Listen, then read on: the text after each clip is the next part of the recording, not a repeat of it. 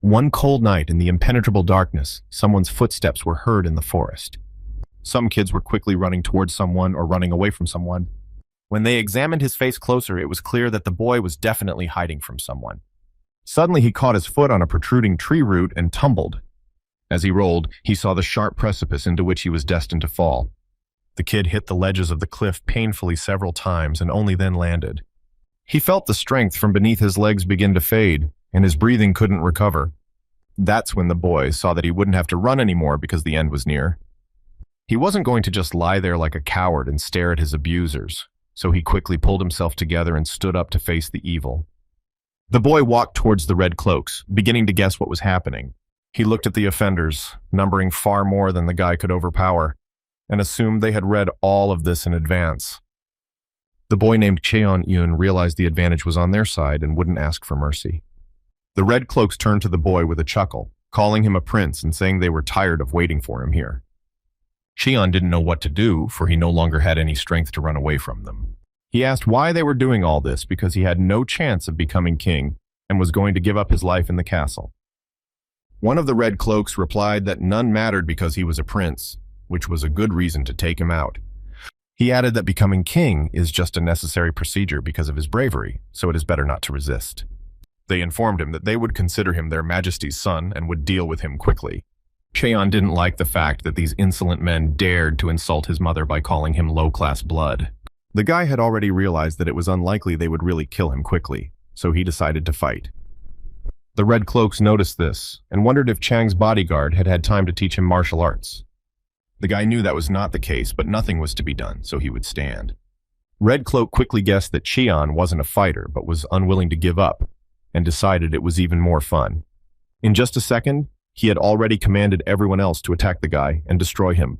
The boy tried to make quick work of the blade, swinging it in different directions. The chief of the Red Cloaks with a long sword flew at him quickly. With his hilt, he knocked the blade out of Cheon's hands, leaving the guy without his only defense. Next, the Red Cloak pushed off and quickly flew straight at Cheon. He grabbed him by the neck and squeezed him tightly, lifting the boy easily into the air. Redcoat decided to wonder one last time if this was the end. But no one expected that the guy would actually stand to the last man and secretly pull a knife from behind his belt.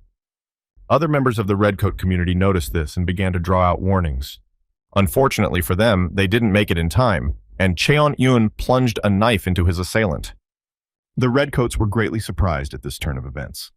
The offender let go of the guy and he slumped to the ground with an evasive smile, happy to have been able to get back at them in some way. Redcoats wondered if the boy didn't know how to fight or was pretending. In any case, they were surprised at his determination for such a rash act. One of the community members lunged with insults to attack the boy. He knocked Cheon off his feet and threw him far back in one deft, swift movement. Already feeling a lack of strength, Cheon felt the last drop of determination leaving him. Red Cloak was furious at the boy's action and shouted that such behavior was reckless. In the next second, he put his sword to Cheon, who realized now was the end. There was not a sound in the night silence of the forest, more often than not nearby, as suddenly someone's last breath was heard. Cheon felt the sword's tip on himself and never thought it would hurt so much. Redcoat put a foot on his stew and asked how he felt about lying there now with a hole in his belly button. At this time, the boy was thinking only of how glad he was that he had managed to get rid of at least one of them. The Red Cloak pressed his foot harder and harder on the wound and shouted for him to agonize in pain. Not all of the Redcoats shared such brutal methods of reprisal. One of them thought he didn't understand it at all, but he couldn't say anything, for this boy had destroyed their man. In the next second, everyone saw an inexplicable bright golden flash. The Red Cloak that was standing by Cheon noticed that it was something more on straight towards him. The flash, as it approached, turned into a massive explosion that hit the guy's offense. Like the others, Cheon didn't understand anything and only saw the Red Cloak blown up in front of him. Everyone was lost in speculation about what it was and how it could destroy their buddy. Suddenly, someone else came to the forest's edge, where these events unfolded. The Red Cloak quickly sensed something and turned around at the quiet sound of footsteps. He shouted for everyone to quickly turn their attention back and get ready. All the Red Cloaks turned around and saw some obscure person with a slight bluish glow. It was as if electric lightning was flying around the stranger. The guy looked modern, but not for Redcoats and Cheon. The Red Cloaks were slightly confused and even frightened by the strange man. The stranger smirked evilly and was glad he had gotten there in time to prevent them from finishing off Cheon. One gang of thugs lunged at him, asking him what he was. The guy remained silent and only made a few incomprehensible movements with his hands. Another bright exploding flash flew at the red cloak in the next second. The rest of the community saw their associate killed by the white-yellow light. One of the red cloaks noticed something incredible and strange at that moment. The unknown guy shimmered with lightning discharges and instantly disappeared in their light. A strong wind picked up at this moment, and the red cloaks thought it might be a lightning step ability, which was highly unlikely. They knew that for this to happen, everything had to disappear instantly and become as clear as water. There was also the assumption that it was the light of a fighter whose skills had reached the highest level. But then it was incomprehensible why such a great fighter was helping this kid. In any case, Cheon-yoon has already lost enough blood, and it will be impossible to save him, so this is the end of the Red Cloak's mission. One of the gang members yelled for everyone else to get out of there immediately. They quickly began running after each other and pushing off high. Someone in that clearing did not want the night to end that way at all. That's why the stranger raised his hand and did something that made the first fleeing bandit get destroyed. Cheon-yoon was exhausted but still conscious and found this picture quite amusing. At some point, he felt he could no longer resist and gave up. The stranger stepped closer to Cheon, who felt a sharp whiff of cold wind. Cheon-yoon decided that this is how one leaves this world, so it's normal. The stranger quickly looked at his watch and realized he had already been found, so he didn't have much time. He indicated he wanted to come in early and give instructions on using it. But since there was no time, the guy decided to make it quick. It was essential to get there before Cheon-yoon died, so the guy quickly injected something into his neck with a syringe.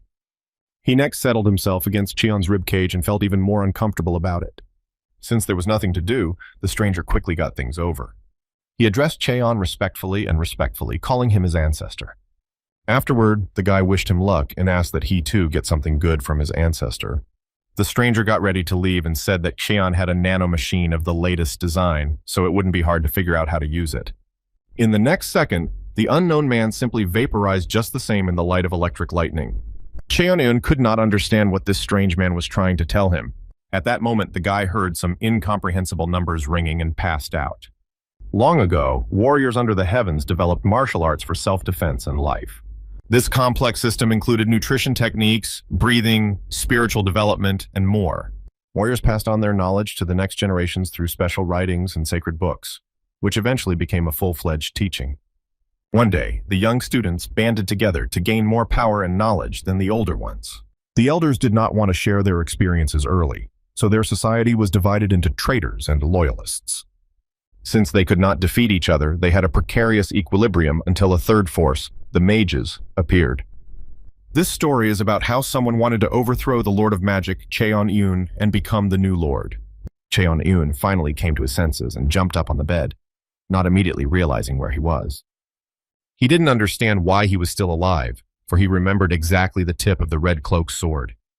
I wondered what really happened to him. The guy noticed he was all wet, and a second later, he felt himself getting worse. Cheon saw some strange black spots on his hands that were not on him before. He further examined his entire body, which also had spots on it, and suddenly heard someone inside him ask if he had come to his senses. Cheon thought for a moment that he had heard it all, but the question was repeated again. The guy immediately jumped out of bed and started asking who was the guy talking to him. He quickly looked around, but didn't see anyone, so he quickly calmed down as he suddenly heard someone's voice again.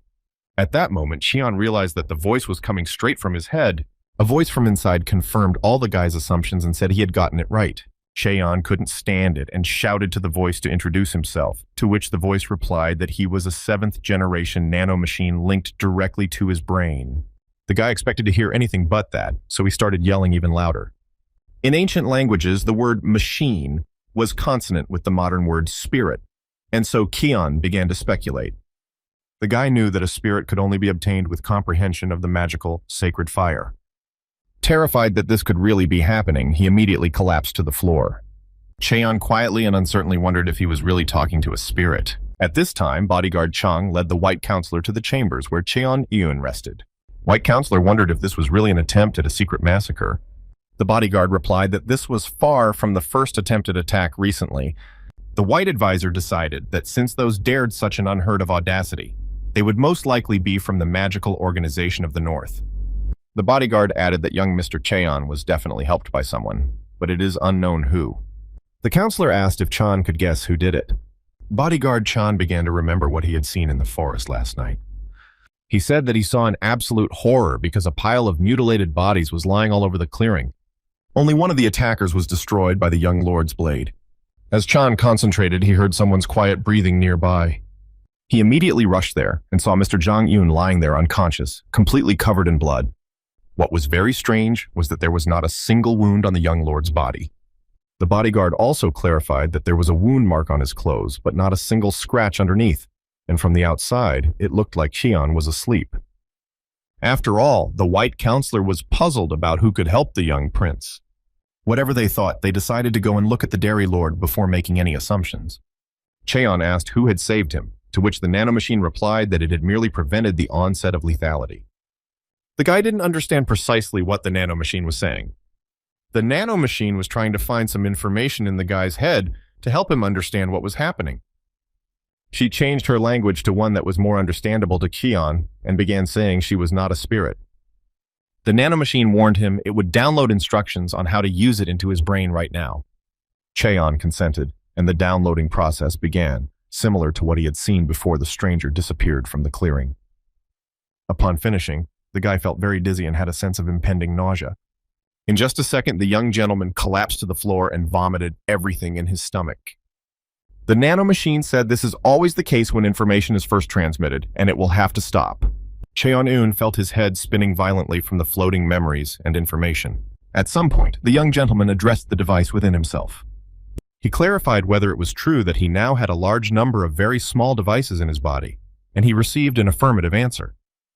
Somehow the guy still didn't understand how it could be both not a spirit and not a person. Cheon wondered if she could leave him, to which the nanomachine replied that it would only happen if the master died completely and utterly.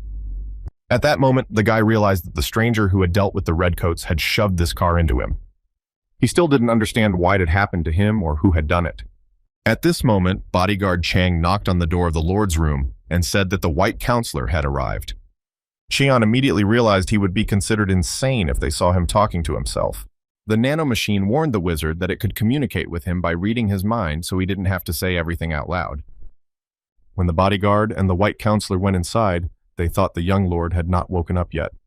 At that moment, Chan noticed the boy's eyes open and immediately rushed to ask if he was okay. When the bodyguard leaned toward the young master, he could smell a pungent stench. He didn't realize where it came from, and Qian realized it was his body stains. The white counselor also heard a wild stench coming clearly from the guy. He came closer and asked if the boy remembered him, to which he replied that he would never forget the man who had treated his mother. The counselor asked the young gentleman to measure his heartbeat. He said it didn't hurt and took the boy's black-stained hand in his own. I could read great surprise and misunderstanding in the white counselor's eyes. He said it was just something amazing and incredible, unfathomable to explain. The bodyguard freaked out that the guy had some kind of illness. But the counselor not only denied it, but said he didn't know what was wrong with him. The counselor explained that all the toxins had come out of the guy, and his pulse was healthier than ever. So maybe some miracle drug explained it. Cheon decided to intervene in the conversation and inquired about what exactly the conversation was about. The counselor replied that the young lord's body was in the most suitable shape to comprehend the martial art. Cheon guessed that those black gooey spots were toxins from his body. He immediately wondered if the nanomachine had done all this to him. The nanomachine heard this and inquired if the master wished to disable sleep mode. She reactivated and explained that she had removed all the toxins and changed her circulatory and muscular systems to fit for exercise. It became even more unclear to Cheon-yoon who this nanomachine really was. The guy asked again if this device was definitely not a spirit, to which he received a negative answer. Once upon a time, the magic cult comprised 7 clans, with only 6 being the main ones. The Lord swore that he would marry a woman from each prominent clan so that those would bear him heirs. The successor was born and brought up according to tradition and was accepted into a magical academy afterward. The academy opened its doors every 10 years and trained only the best warriors. There were also times when rivalries came first. When several princes entered the academy at once, it was the time of the battles of the heirs to the magistrate. Cheon-yoon also asked if the machine was an evil god, to which he was also told no. At that moment, the guy realized that he looked quite strange from the outside, where the counselor was watching him. He quickly turned away and realized he shouldn't confess to having a nanomachine. The white counselor looked at the guy silently and was sure someone had helped him. He reported that nothing was wrong with the man's body, but he would still prescribe a tonic to restore energy. The bodyguard offered to escort the counselor out, but he declined. The white counselor stepped outside the room and thought about how a person could quickly change. Once upon a time, he was sure the weak boy would be eliminated, but now he had incredible potential. One way or another, the lad was still the Lord's illegitimate son. The counselor quickly guessed the academy opening this year would be pretty noisy. Cheon-Yoon exhaled nervously and decided that no one had guessed anything. He also knew that he was still alive thanks to bodyguard Chan. Even though the nanomachine had healed him, Mr. Chan had come just in time. Cheon stood up and wanted to move closer to the bodyguard, thankfully. Chan stopped the lad and, covering his nose, asked the gentleman to start with a bath. The boy remembered how stinky he smelled and replied that it was a good idea. A hot bath was prepared for the young gentleman in just a few minutes. The guy got comfortable and, at some point, turned to the nanomachine. He asked how she had healed him, to which he received the answer that any external and internal damage could be repaired. The nanomachine told some other things that confused the guy even more about everything. He decided to see if the nanomachine was saying was true and had already thought of something. Cheon took the sharp blade and made a deep cut on his left arm. The nanomachine reported an activation of the self-recovery state from the wound. In seconds, you could say, right before my eyes, the wound on my palm healed, and the blood stopped flowing. Cheon-Yoon was shocked and pleasantly surprised by the abilities of the nanomachine.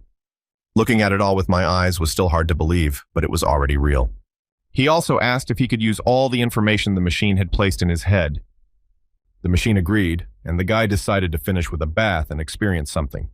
At that moment, the guy noticed what a trim and muscular body the nanomachine had made for him. At that moment, an assistant entered the room to help the prince dress.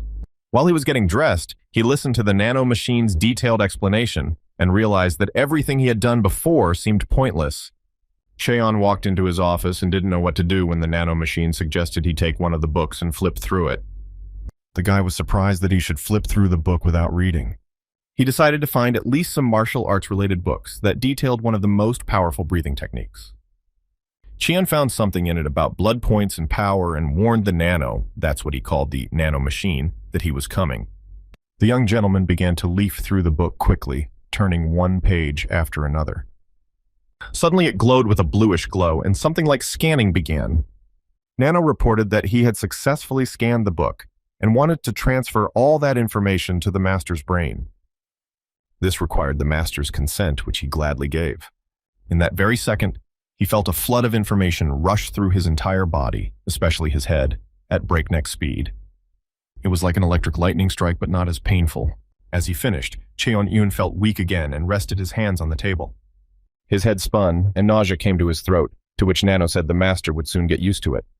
For a second, the guy thought the Nano was worried about him, but he quickly realized that these were just plain facts, and the machine had no emotions.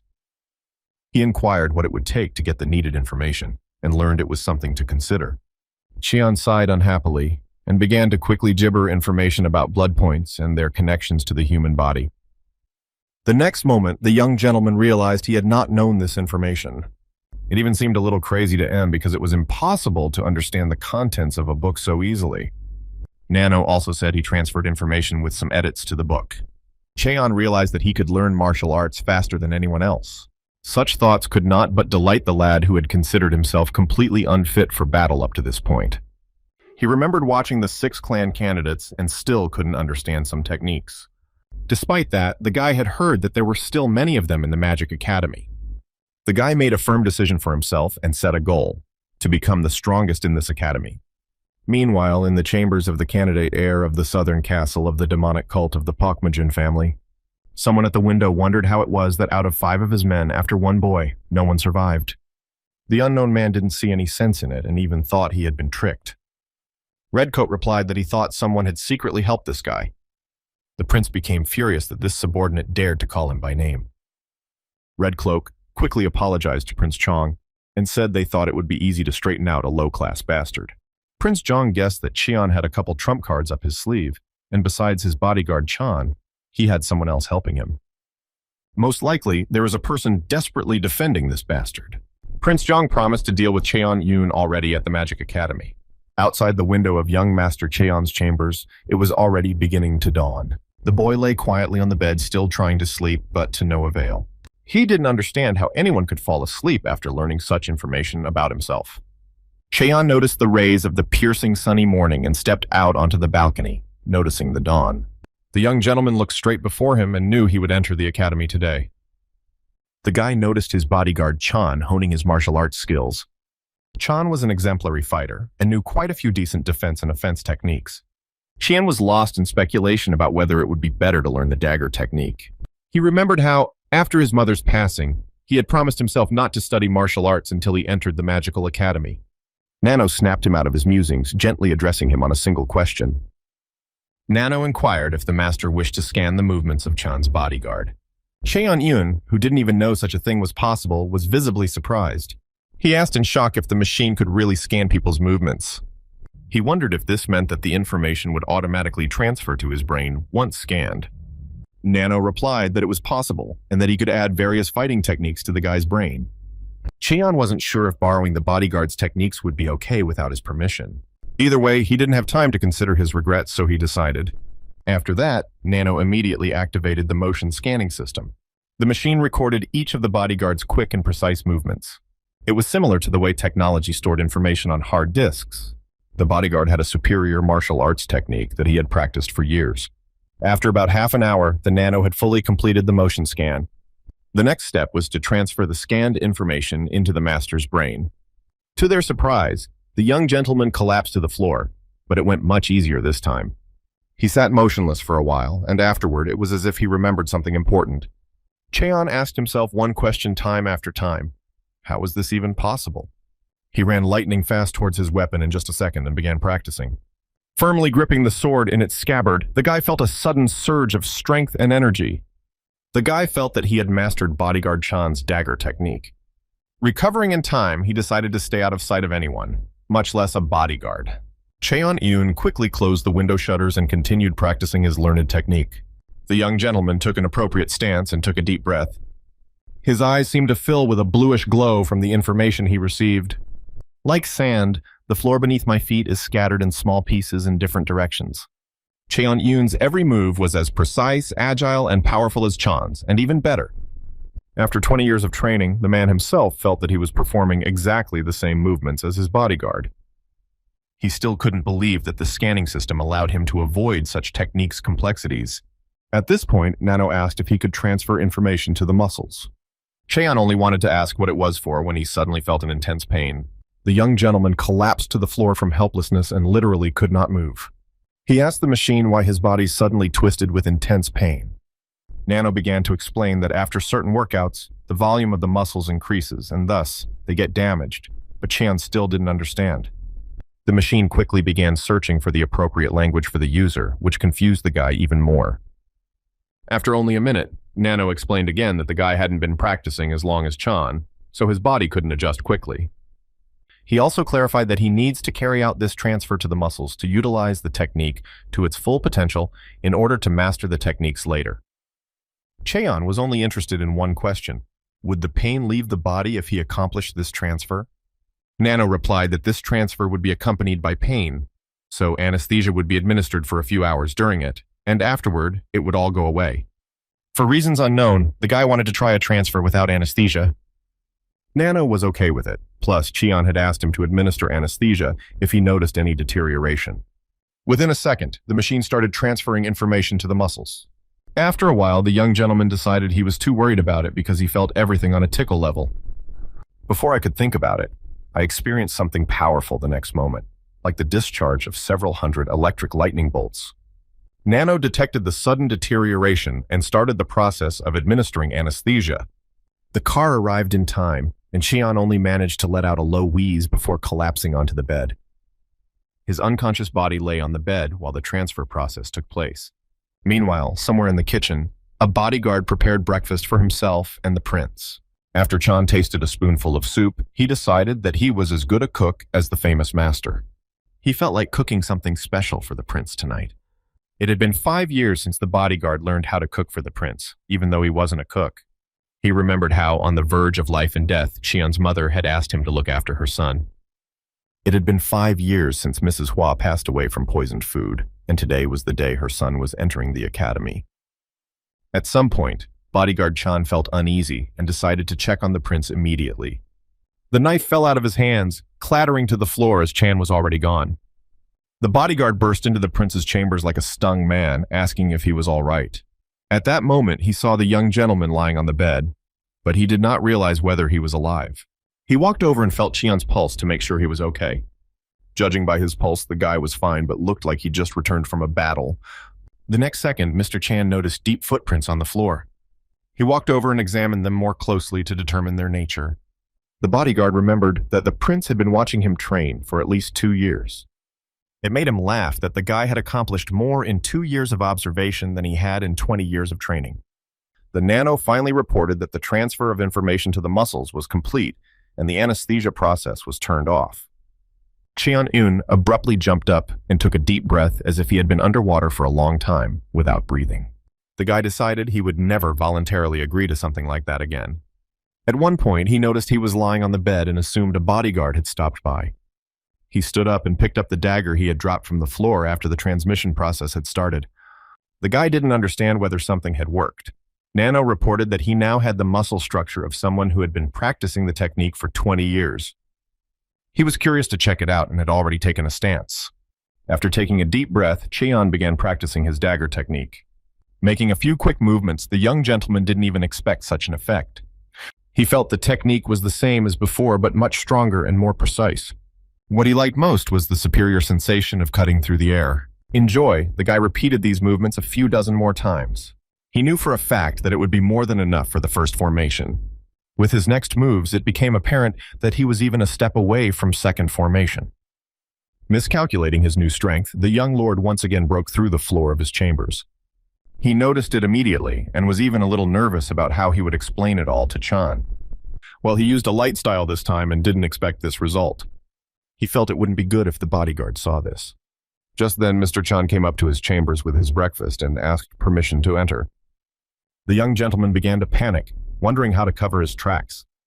Without waiting for the prince's reply, the bodyguard entered the room on his own. Cheon thought of nothing better than quickly moving the table from the window to the trail spot. The bodyguard was surprised at this, for usually the lad took the meal out of the window. Cheon tried to explain that he hadn't been home in a while and wanted to eat the food in the center of the room. He looked at the tray and saw all his favorite dishes at once. It was already clear to the man that the bodyguard cared about him, especially since he was entering the academy today. Nano informed the master that due to the change in his emotional state, his stomach acidity had increased, so he needed to eat urgently. Cheon felt uncomfortable with Nano's abrupt message, which put him in sleep mode. He pouched on his breakfast. Mr. Cheon asked the prince to eat slower to avoid an upset stomach.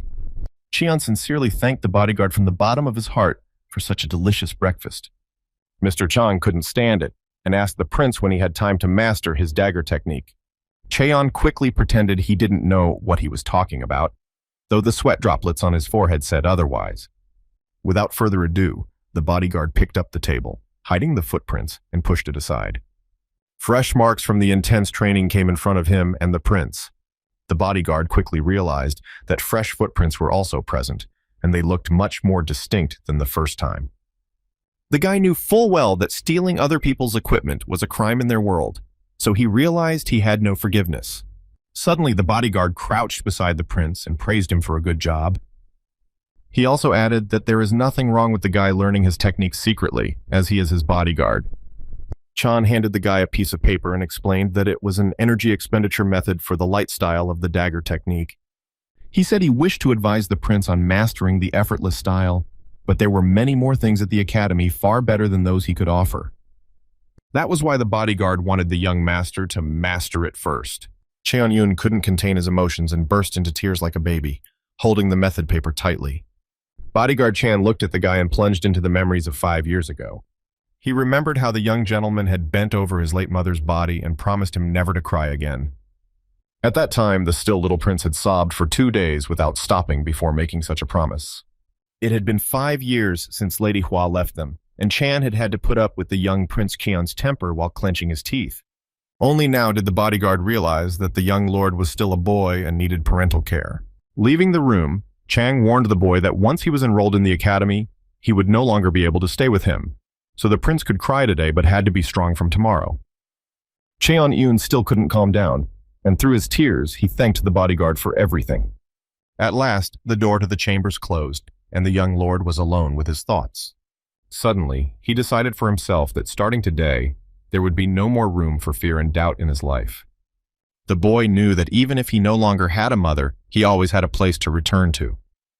Meanwhile, many guys had already gathered at the gates of the Magic Academy. Someone looked around at everyone gathered and estimated that about 1,000 people gathered from different clans. The two guys talked about how unsettling it was to be outside the academy. Still, they were obliged to line up because of their competition. Someone from the Supreme was already approaching the throne with a decisive step. Even from the inner hall, he could hear how noisy the guys were when they arrived at the academy. The formidable cloaked man said that because of this mess, he couldn't see any hint of anyone's soul. It was the Lord's left bodyguard, Fire King Li Hua-myung, menacingly asking everyone present how determined they were because they could die right here. Everyone gathered knew very well that this red hair belonged to the left bodyguard, one of the 10 strongest magic cultists, if not 5.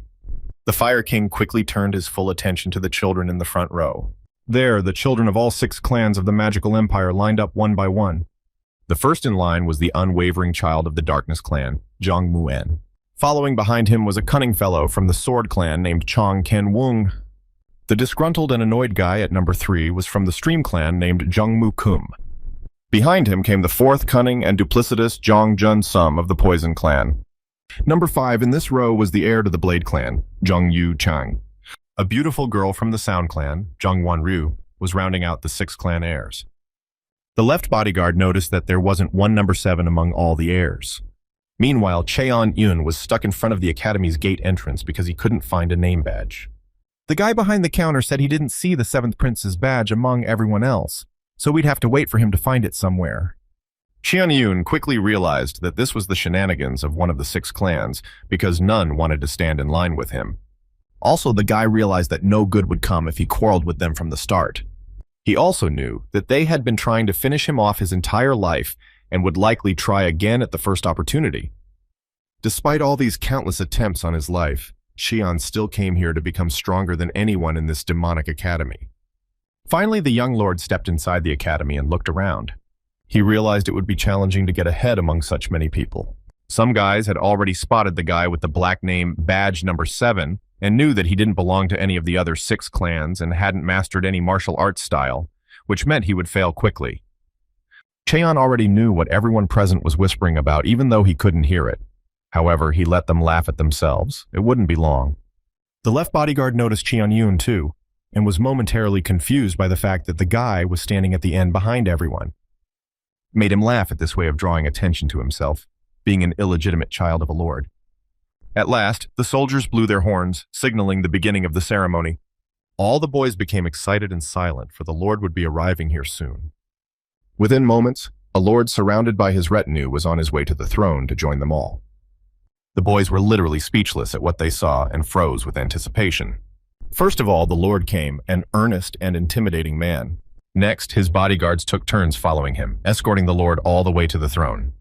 They took turns behind the lord to take their respective positions on the pedestal. One of the bodyguards cackled at the Fire King and loudly cursed. The left bodyguard couldn't stand this guy in perpetually tattered clothes and smelling of alcohol. The lord's right bodyguard, a mad blade named Sob Mung, snickered at the Fire King. Their bickering ended quickly when they noticed another of the lord's bodyguards looking at them. The main bodyguard of the great guardian king, Marakum, calmly asked everyone to be quiet. Everyone was ready to start when everyone finally calmed down, and the lord made himself comfortable. The lord towered over everyone without even saying anything. He was among the 5 strongest in the Murim cult, magnified by a heavenly devil named John Yu Jong. Looking at him made everyone uncomfortable and even scared to look up at him. Everyone felt the overwhelming presence of a lord, though that was probably what a real lord, who was Cheon-eun's birth father, should have. Chief Bodyguard Maricum stepped forward a little and announced general silence. For a few more seconds, everyone waited for complete silence and anticipated the coming ordeal. Maricum assessed the situation and reported to Mr. Young Yu Jung that everything was ready. The lord quickly looked around at everyone and stood up from his throne, approaching the edge of the pedestal. Everyone who has ever looked into his eyes has experienced this man's incredible power. He began to say that they are all responsible for the future of this cult, and they welcome them here. The boys felt the Lord's majestic energy and realized that this was his reign, which meant having inner strength or potential. Cheon immediately noticed how crisp and clear everything was heard, as if the Lord was just saying it without raised tones. Still, because of the Nagong, everything echoed loudly everywhere. The Lord went on to say that this is where doctrine and fetters become the power of the cult. The boys shouted their satisfaction and joy at being here. Everyone was ready to fight and fight for their demonic cult, and the bodyguards were always pleased with the Lord's work. When Lord Jung-Yue Chong was about to leave, he noticed one person as he turned around with his side vision. The Lord still noticed his bastard Cheon-eun outshining everyone else despite standing at the end of every one. The Lord had nothing to add, so he quickly glanced at the boy and headed away. The chief bodyguard followed him, as he never left the Lord unprotected. Cheon-eun couldn't take his eyes off the Lord and his subordinates, for he had never seen them before. He also never saw his father, from whom he noticed only cold eyes. In any case, the guy wasn't expecting anything from him since the man hadn't even shown up after his mother passed away. The Fire King announced that they could begin now that Mr. Jung-Yu Chong's welcoming speech had ended. The boys were immediately fired up about it and began to discuss heatedly among themselves the coming trials. The left bodyguard clearly wasn't going to tolerate this attitude and was about to burst out, shouting at the top of his voice a second later that everyone should stand the way they were supposed to.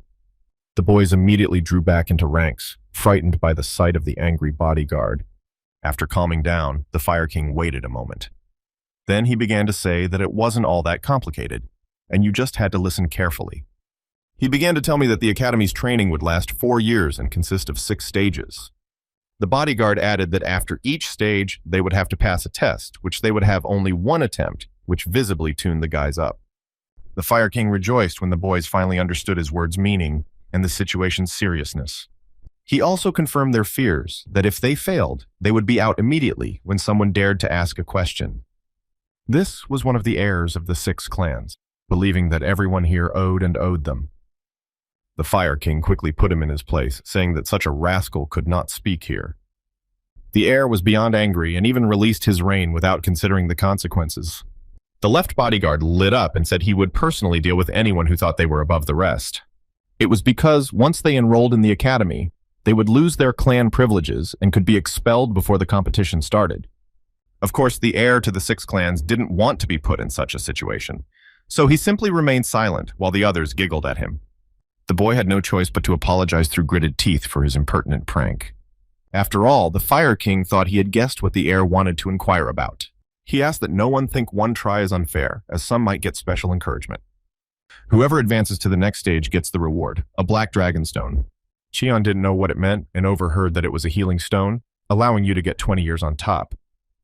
The guys were discussing that if they went through all the stages, they could earn 6 stones, equal to 120 years. But it was unlikely that anyone would succeed.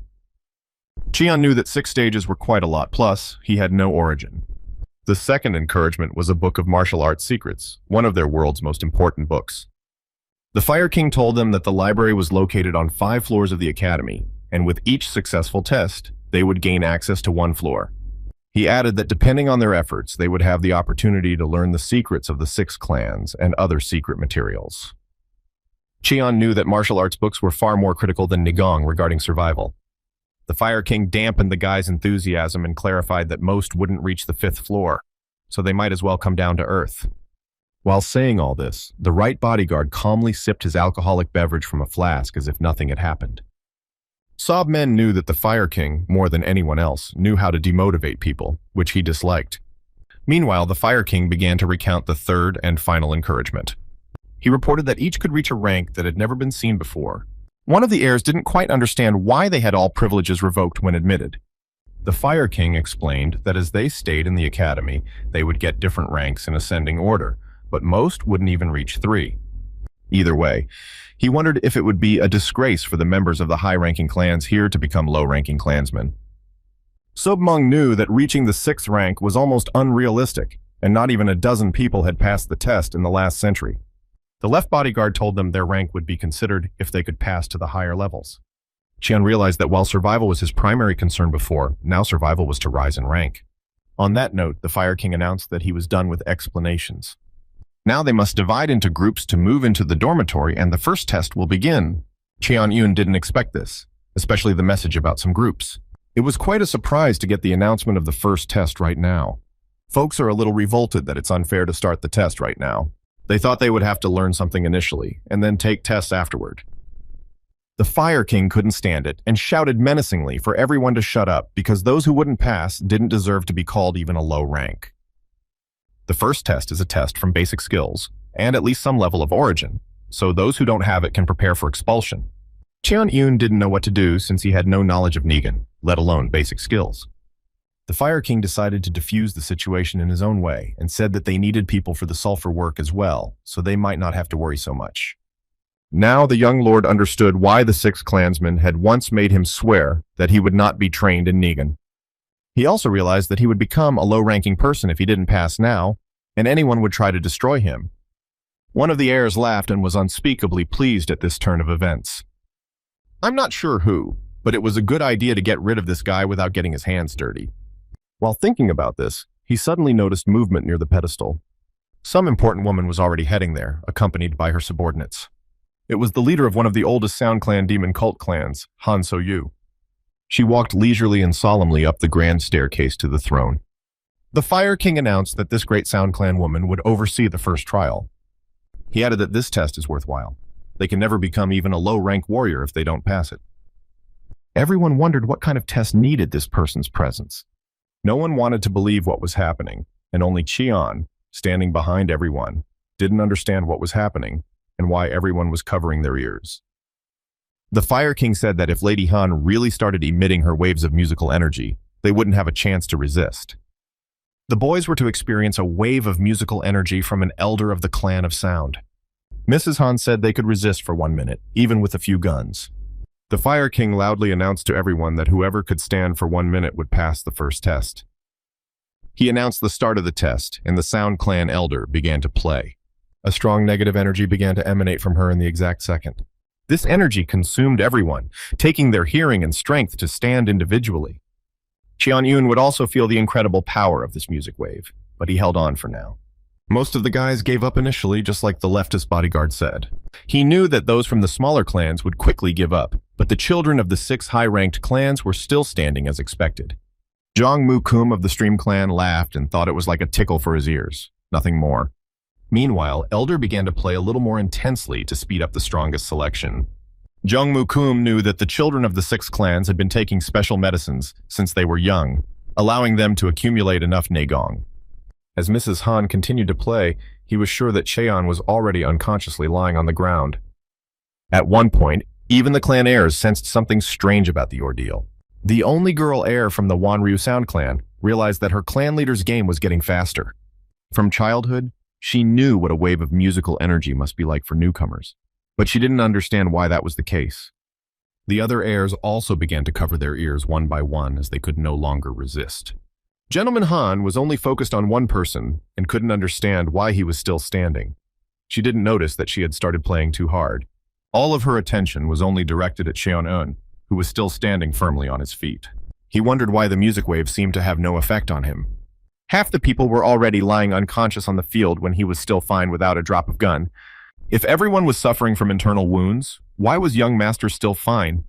Nano informed the Master that due to the powerful music waves, there was a chance of severe damage to his body, so the urgent defense mode was activated. Nano made the guy temporarily lose the ability to perceive any sounds. Cheon didn't understand how he could hear the Nano then, so the machine replied that it was communicating with him by directly transmitting signals to his brain. The young lord couldn't help but notice the intimidating gaze the Sound Clan elder was looking at him with. He wanted to block out that terrifying stare, but then he would have to block out all vision. The Fire King sensed that the 5th clan elder was beginning to lose his composure. He knew that the history of the Sound Clan had become much stronger, and for those who had a Neong of less than 20 years, such a sound was impossible to listen to. The bodyguard also noticed how steadfast Cheon-eun was, and decided he had a Negong. It was the first time since taking his position that the Fire King had seen such an exciting passing of the first test. While he wondered how long this bastard could last, the other heirs' ears began to bleed. Even with 20 years of reign, the heirs were already standing from their last strength, so as not to embarrass their clansmen. Jungmukum noticed that the Sound Clan elder was playing so hard because she was furious. But at whom and for what? A thought crossed his mind, but he quickly discarded it, as he couldn't even calculate that such a thing was possible. Jungmukum couldn't stand it and turned around. When he saw something he didn't expect, he opened his mouth in surprise. The clan heirs knew they shouldn't consider the guys standing behind them, but interest took over. They took turns one after another to turn around at the reason for one of them being so surprised. Suddenly, all 6 clan heirs stared at Cheon-eun simultaneously. They were simultaneously shocked, surprised, and disappointed because they didn't understand how one could stand so still without a drop of gun. Jungmukum was incredibly angry and even suspected Cheon had a gun. On the other hand, Cheon asked Nano if the babes ahead of him and the 5th oldest were really furious right now. Nano immediately rushed to scan and analyze the movements of his facial muscles. Specifically, surprise, bewilderment, annoyance, and even anger were read from the 5th elder's face. The boy's hearing was off, and he couldn't hear anything, but he could see the hostility of everyone around him and his hurt pride. The guy also realized that if he passed the first test and stayed on his feet, no one would believe he didn't have begun. The young gentleman asked the Nano if he could make him internal defeats. The machine interrogated the master to see if he got it right and if he wanted to do damage to his internal organs. She also warned the guy about the consequences of doing this, but Cheon was adamant and told her exactly how and what to do. The 5th elder had been finishing his musical wave for almost a minute. She never thought some bastard of 15 years could endure something like this. In this case, Gentleman Han just couldn't let it go because she already had a personal motive. Her pride prevented him from standing on the sidelines like nothing happened. Just after that, the 5th elder flirted with such power that half his body strength had to be expended. The Fire King could feel the music wave's power and knew it was already dangerous for everyone. One of the clan's heirs was practically ready to fall to his knees from helplessness. The left bodyguard menacingly ordered the 5th elder to immediately stop. The woman seemed to come out of a trance but finally stopped playing. In front of her, the Lord's left bodyguard, lay a pile of unconscious bodies. The heirs fell to their knees without strength and were happy it was all over. Sob Men realized that if the old woman added a little more, no one would have passed the first test by now, and it was impossible to believe that she had lost control. The elder herself suddenly realized that she had lost control because of this bastard, which she blamed him for, and had wasted half of her power. She considered this boy an opponent of the 6 clans, which is why she was so angry. No one present thought Cheon-eun was a worthy opponent or just a person.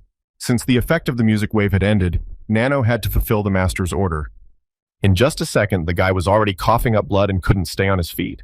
Everyone who stood the test, including the elders, turned around at the terrifying sounds. Young Mu-kum was surprised, seemingly more than the others, for he was sure the guy had Negong. No one present understood why the guy was throwing up such a massive amount of blood. Cheon already regretted his request, to which Nano immediately replied that he was just following the master's orders and had only damaged 30% of the internal organs. The guy berated himself in his head at the Nano for thinking momentarily that this was his end. Suddenly, the Fire King rushed towards Cheon, squirming in pain. The Fire King realized that if the man in whom the leader's blood flowed died right here, he would be responsible for what happened.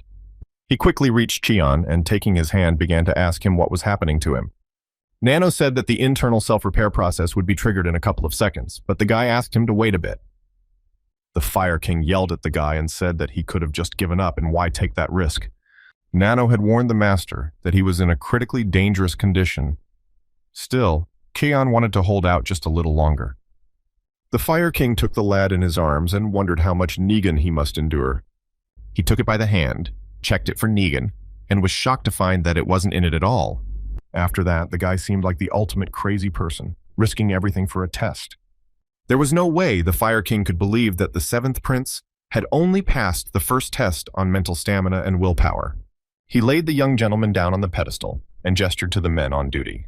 Orders were given to get this guy to the local infirmary immediately. The men on duty immediately brought a stretcher and moved Cheon-eun, who was on the verge of death.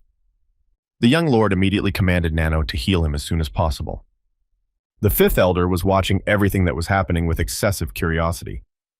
She didn't even want to imagine how much internal damage this boy could have taken, withstanding her waves of such power. The Fire King was already standing beside Lady Han and told her it was too much. The elder seemed to come out of a trance and asked in a frightened voice what it was about.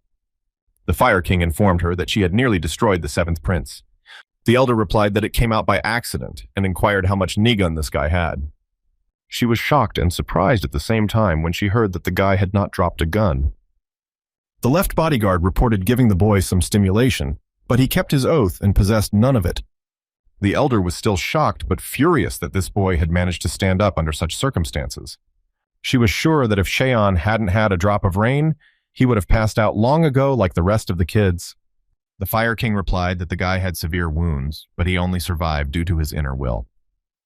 The elder was stunned by the statement, when the Fire King informed her that it would be scarier if it was only willpower. The left bodyguard regretted that this guy was illegitimate because he would have liked to train him. Still, the clansman's resistances were of no use to him. Sob Men did not change his habits and continued to absorb the contents of his flask. As soon as he finished, he laughed loudly at everything that had happened. The right bodyguard found it amusing that the kid had endured only because of his will. The Fire King replied that it was none of his business, so he could go on drinking. The right bodyguard said he would do it without anyone else's instructions. He became angry at the Fire King's insults and openly threatened him. This was answered by the Fire King in the same insulting manner. This infuriated the right bodyguard even more, and he couldn't resist summoning his power. The heirs of the 6 clans standing nearby immediately felt it for themselves. A powerful aura was felt, as these people were among the strongest in their cult. For a moment, the heirs had already decided that the left and right bodyguards would start fighting. Sob Mung sensed this and exhaled loudly as he couldn't let them see such a sight. He walked away and shouted a few affectionate words to the Fire King. The right-wing bodyguard walked past a bunch of kids who didn't pass the test and was disappointed that today's kids had no guts at all. Of course, he compared all of this to Cheon Yoon's exemplary passing of the Cheon Yoon test. Suddenly, Sob Mang realized that he was pretty sympathetic to this bastard. The men on duty quickly ran to the Demonic Academy's main building to the infirmary on the 2nd floor. Dr. Baek Jung-myun of the Demon Academy was standing by a rack of books when he heard something strange. Unexpectedly, the duty officers ran in and started yelling that they had a patient on a stretcher. Dr. Beck was at first amazed and afterward excited and agitated. He hadn't seen a real patient in a long time, so he was beyond excited. The doctor was here for the first day after his studies and internship, shouting that he always knew their academy was the best. He gathered himself quickly and realized it wasn't the time to act so weird, so he ordered the man to carry him forward down the hallway. Dr. Beck was, to say the least, a little shocked by the picture he saw. There was a guy barely alive on the stretcher, which meant that the difficulty of the test was such that one could easily die from it. The doctor asked if someone had beaten up the guy, to which the people on duty replied that it was all internal injuries. He was even more surprised when the men on duty, on behalf of the left bodyguard, asked to take care of him as best they could because he had no origin. The doctor reflected that, in his 10 years of training, he had seen many different things, but never so much blood from internal injuries. The men on duty said that they would go about their business since they had carried the boy to the infirmary and handed him over to the doctor. One of the men on duty seemed to see something and stopped to look at the guy. The other quickly pulled him back and told him it was no time to procrastinate as they still had many different things to do. The first officer on duty reflected on the fact that this boy's condition was much better now than when they had loaded him onto the stretcher. As soon as the duty officers left, Dr. Beck examined the patient. He first decided to feel Cheon's pulse, immediately noticing something strange. Cheon immediately realized that he had completely forgotten about the infirmary and had treated almost all of his internal injuries on his way there. He was still in pain, but it was necessary to wait until the doctor's examination was over. The doctor noted a frequent and irregular pulse, indicating multiple injuries. Either way, it still looked weird considering the amount of blood. Suddenly, someone burst into the infirmary with such force that the doctor jumped on the spot. He was startled enough, especially when he saw the Lord's right bodyguard before him. Sob Men asked the doctor why he was there and what he was doing. He didn't expect that little kid who clung to his teacher to become a doctor of the academy. Dr. Beck hated that tone with a sneer, but he still wondered what the right bodyguard was doing here since it was unlikely he could have been hurt. Sob Mung flared up at the exact second, filling everything around him with his powerful aura, and asked if he was on the way here. The doctor immediately replied that everything was excellent and he wasn't bothering anyone. At that moment, the right bodyguard noticed the bastard lying on the bed. Cheon Yoon heard everything going on in the infirmary, but he didn't show any sign of it. What the kid feared most was for this man to reveal his false stay here. He couldn't see anything, but he felt the odor of alcohol getting sharply closer.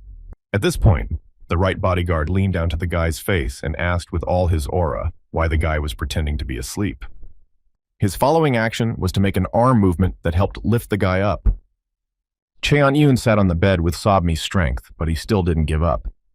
The doctor was shocked at how the Academy's right-handed bodyguard with no arms lifted the man easily.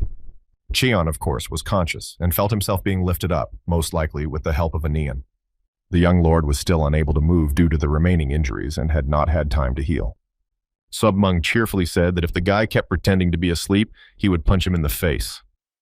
Cheon-yoon realized there was no point in hiding anymore because he had been figured out and opened his eyes. Without obvious irritation, he asked Sobmi how he had figured him out.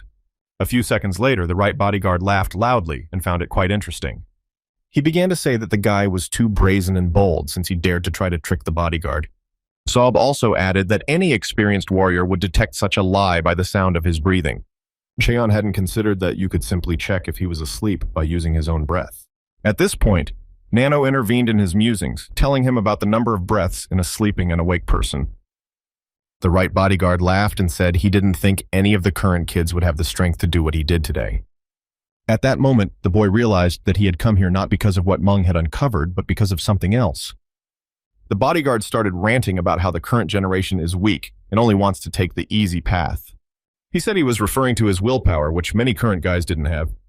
The doctor decided to intervene in the conversation and told the right bodyguard that the patient was not healthy enough for such discussions. At that moment, another spurt of blood flew out of Cheon, right onto the bed. The doctor looked at the bodyguard judgmentally, implying he was right. Sobmen had already guessed that the boy's condition was far from ideal. He walked over and moved with his hand, removing the effect of the neon. Cheon thundered backward onto the bed in the exact second, hitting his head painfully on the bed. The bodyguard realized he'd better hurry up and signaled that he was moving on to the main thing. He genuinely said that he wanted Cheon-yoon to be his student.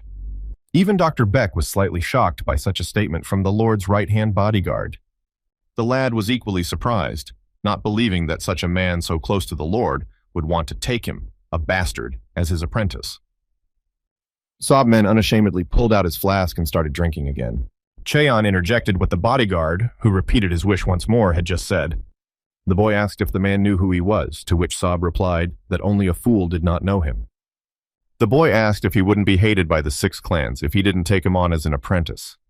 The bodyguard only laughed and asked in response what either of them would be able to do to him. He also added that the clans would still have to compete with each other, with or without him. Cheon thought this was an excellent opportunity for him, unless this was some kind of trap. The doctor was completely confused and didn't understand what was happening here, trying to piece all the facts together. He guessed this boy was that famous 7th prince, but it was too cruel to make him lose so much blood. Cheon started to fumble and say that he already had a teacher at the academy, causing unnecessary aggression from the bodyguard, who thought he was begging the guy to be his student. On the other hand, the right-handed bodyguard understood why the guy was hesitant, given the life he'd led before.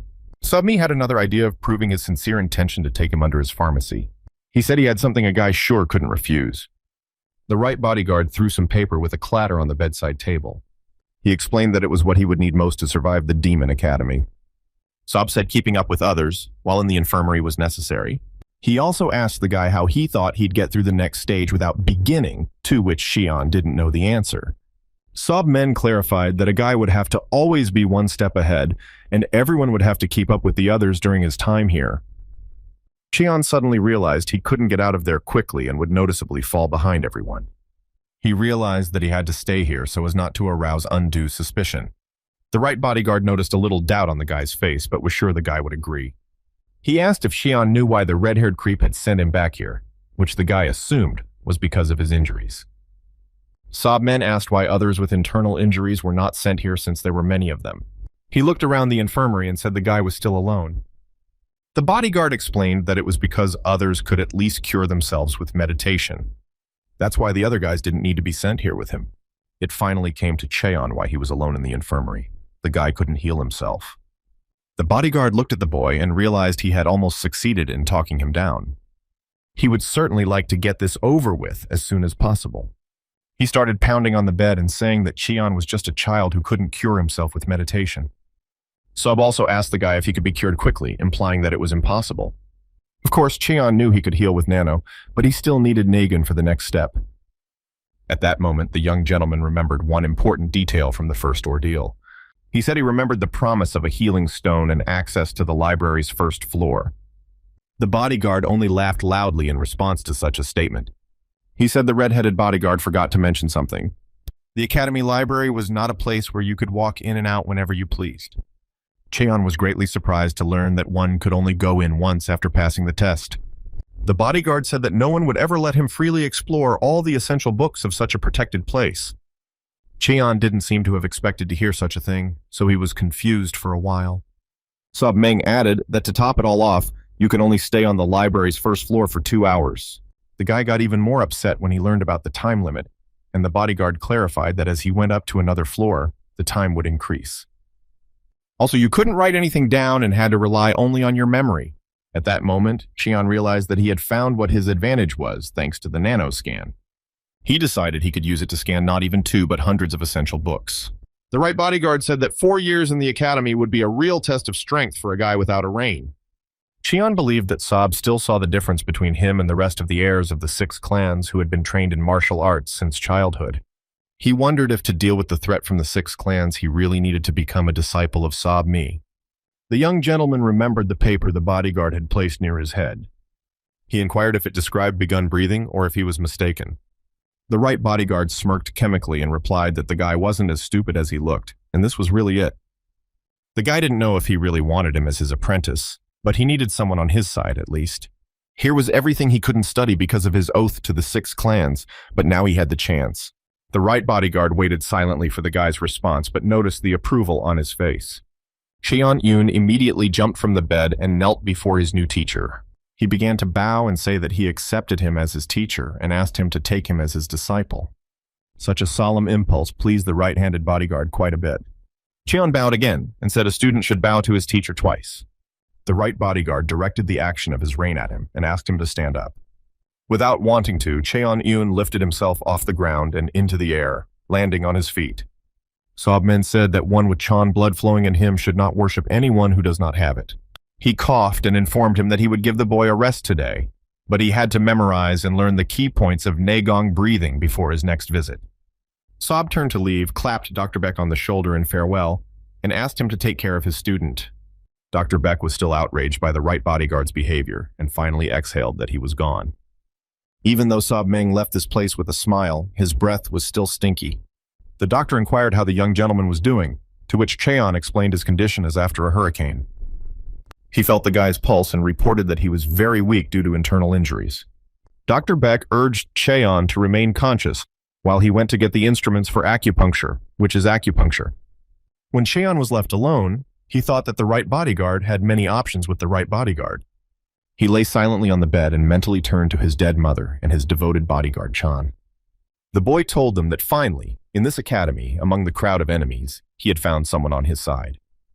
Meanwhile, the guys were gathering at the Demonic Academy's training ground. In the front rows, of course, were the heirs of the 6 clans waiting for the results.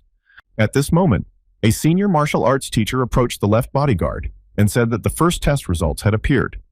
He said that, together with the one taken to the infirmary, the total number of cadets was 415. The Fire King knew that the 5th Elder's waves were too strong because the result was less than usual. He realized that those who failed probably felt it was unfair. The guys were really upset and screaming about the injustice because most of them weren't even unconscious, just bleeding. One of the teachers asked if they knew what they were about to do. The kids kept yelling about the situation's unfairness. Then, the teacher asked if they confirmed that they disagreed with the results. After hearing the confirmation, he shouted to the men on duty to immediately throw the rioters out of the Demonic Academy. The men on duty immediately rushed to the boys and dragged them outside the academy gates. Most of them continued to resist and even shouted something. The senior martial arts teacher said that because of their stubbornness, these guys wouldn't be able to learn a lesson from this. The Fire King suddenly replied that if he were them, he would consider it all unfair. Unfortunately, these guys didn't have the luck or skills, so they suffered this fate. The head teacher said that many children with outstanding abilities passed the first test. Many of them had internal injuries and were meditating to recover. The heirs of the six clans were likely able to withstand it easily. Everyone realized that initially, these kids were at a different level from the rest of the cadets. The Fire King knew very well that these cadets needed quite a bit of gun for such stamina, which meant that these children were a level above the others. He looked at Zhang Muan of the Darkness Clan and Zhang Yuchang of the Blade Clan. These two guys withstood the energy of the waves without a single movement, and rumor has it that their clans would be the ones fighting for supremacy. The Fire King had thought so earlier, but now he was glad he wasn't wrong. He congratulated all the cadets present for passing their first test. For this, they will receive a bronze medal, signifying the lowest rank in the academy, and will be called cadets. Here, they will not be allowed to answer yes or no, but only so and so. And any other answer will be equated to a repetition of the order. On that note, the left bodyguard loudly asked everyone if they understood everything and heard aloud, "That's right." In that case, the official part was over, and we could start dividing into groups. In the meantime, Dr. Beck prepared everything for the acupuncture treatment. He inquired of the young gentleman if they could proceed with the treatment. Chan turned to the doctor, who suddenly gave his full name. Dr. Beck clarified that it is better to add his last name as well as his first name, instead of just calling him doctor. Cheon obediently named him as he demanded and asked how bad it was with him. The guy was shocked when he learned it would take him about 2 weeks to fully recover. At the same time, he realized that if Nano turned on the self-repair mode, the treatment would end before it even began. In that case, everyone would suspect something wrong because of such a quick recovery. If he agrees to treatment, he will fall behind in his training, and he doesn't even know what happened after the test because he was in the infirmary. Dr. Beck decided to cheer the guy up and tell him it wasn't that bad. After all, he had learned from the best and would get him back on his feet quickly. Cheon replied that it would still take a lot of time and he would miss training. Dr. Beck said he didn't know if it would help, but wouldn't tell anyone about learning from a right-wing bodyguard. The boy thanked him and said he would repay him, embarrassing the doctor. The next second, the doctor ripped the guy's clothes off and informed him that they were going to do acupuncture now. Cheon was slightly confused by the surprise and Dr. Beck by what he saw. The doctor knew the boy had never studied martial arts, but his body was in great shape. He was already confused about whether this boy had studied Negan after all. The doctor took the first needle and indicated that he would place it in the middle of the sternum. Nano said a damage attempt was detected, so defense mode would be activated. Cheon began mentally yelling at the machine to stop because it was necessary for healing. He was surprised that Nano didn't know the difference between assault and treatment. Nano reported that self-defense mode was deactivated at the user's request. He clarified that he takes any damage as an attack without warning, so Cheon asked not to react voluntarily to something he agreed to. Nano successfully accepted all the changes, and the doctor calmly continued to place the needles. Cheon thought his stomach ached less, and Nano asked for information about it. Nano explained that acupuncture needles are inserted into specific points on the body, revitalizing it. Cheon didn't quite understand what Nano was discussing, but followed the doctor closely. Dr. Beck asked the boy to get some sleep while the needles kicked in. The young gentleman couldn't sleep because of the Nano's explanation, and suddenly an interesting thought occurred to him. He decided that he could hide his speedy recovery behind the needles and use the Nano himself. The guy asked the Nano if she could cure him and pretend he was still sick but on the mend quickly. Nano replied that he could create the illusion of internal damage once full self-repair was complete. The boy wasn't going to do it yet, but was glad it was possible, as he could study Negun. After some thought, he still asked Nano to cure him and trick the doctor when he came to check on him. At sunset, the self-healing process was started at the master's command. At this time at the range, the head teacher shouted for all cadets to line up.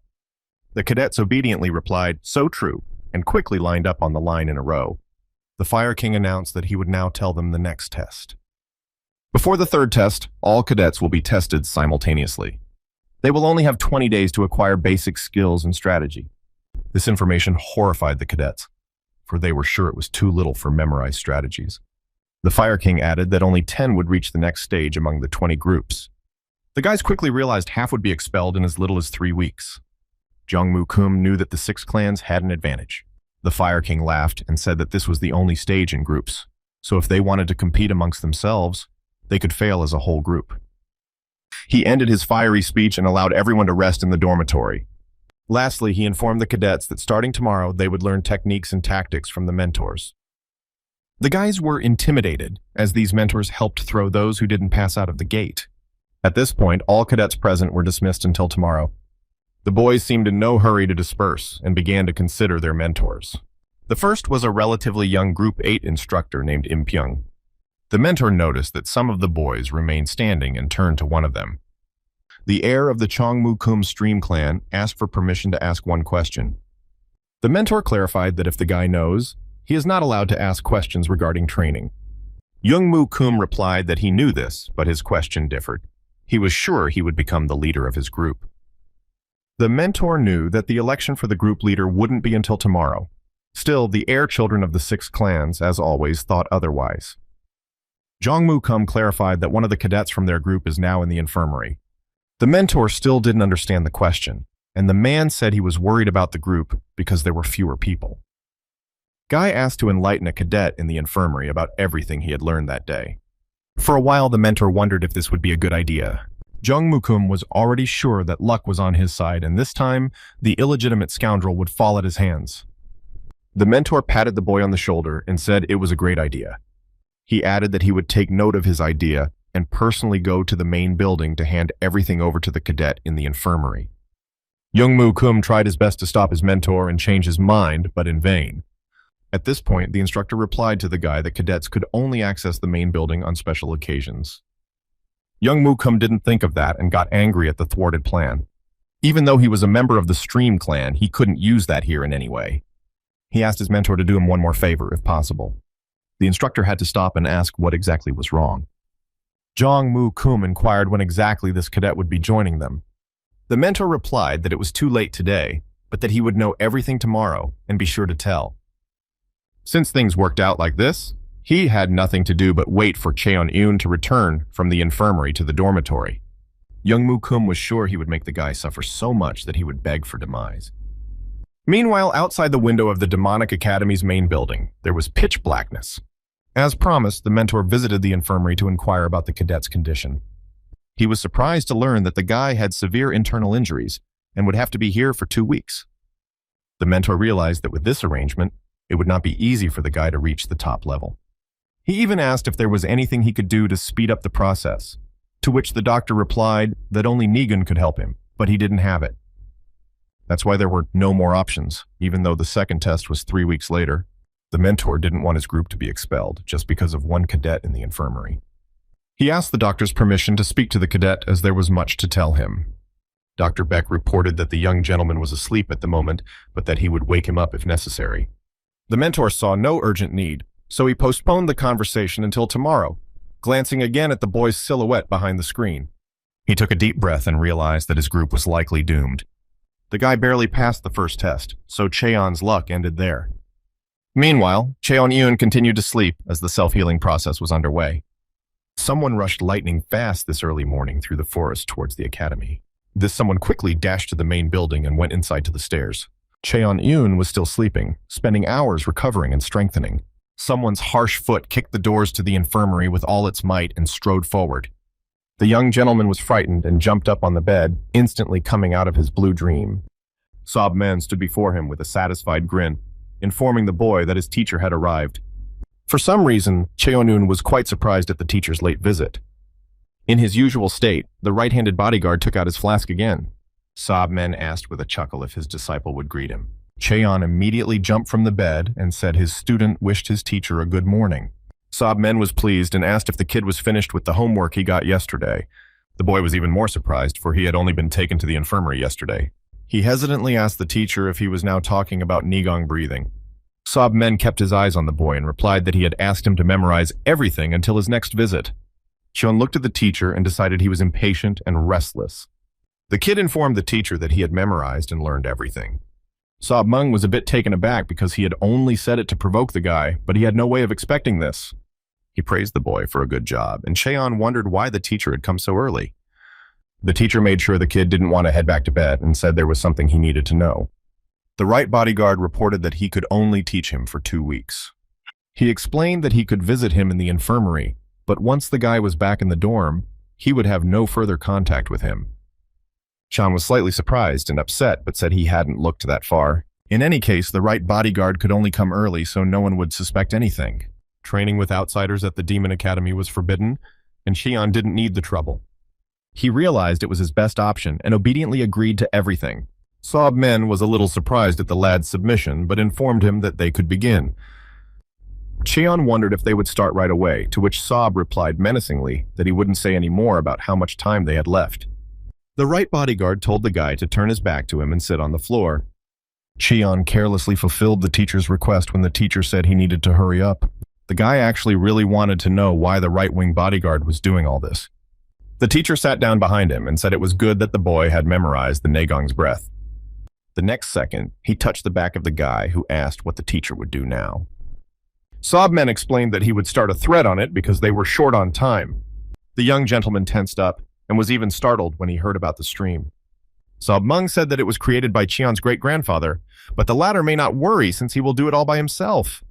The teacher already had his palm heavy against the boy's back, telling him to clench his teeth and not make a single sound. Otherwise, the guards would come running, and everything would be over. Cheon didn't have time to argue anymore because he felt a strong electric shock at that very second. The right bodyguard heard the guy squeal and ordered him to cover his mouth.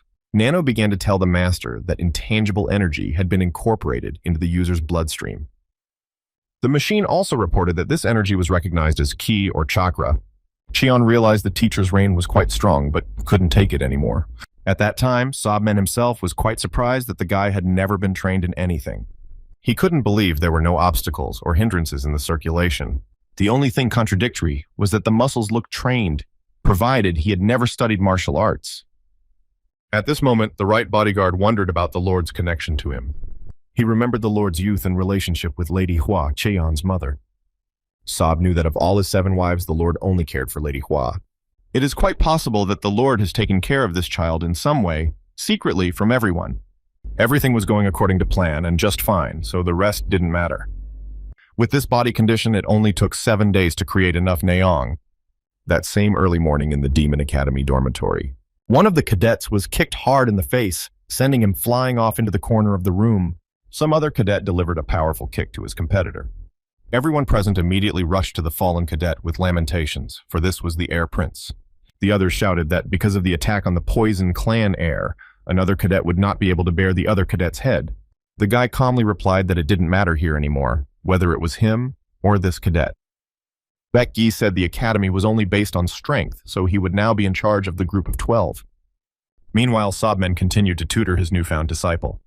It was evident on his face that he had put so much effort into their first lesson. As he finished, Cheon collapsed on the floor from exhaustion, and Saab asked if the guy had memorized the flow. The young gentleman, hardly breathing, replied that he remembered everything perfectly. The bodyguard said it was probably painful the first time, but it's the best way to fall in love with knowledge for those without origin.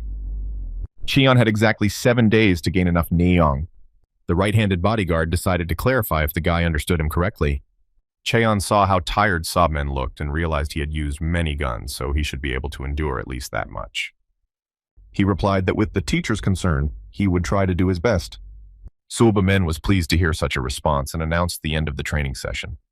Lastly, he reminded the stag that he must know perfectly the method of breathing and flow. The right bodyguard wished his disciple a speedy recovery and headed away. All the while, Cheon remained kneeling in gratitude. He promised himself and the teacher to accumulate begun for this week. When everyone woke up, the Demonic Academy's training grounds began to gather. The Fire King was already in place. I looked around at everyone and noticed that it was expected. All the baby heirs of the 6 clans became the leaders of their groups.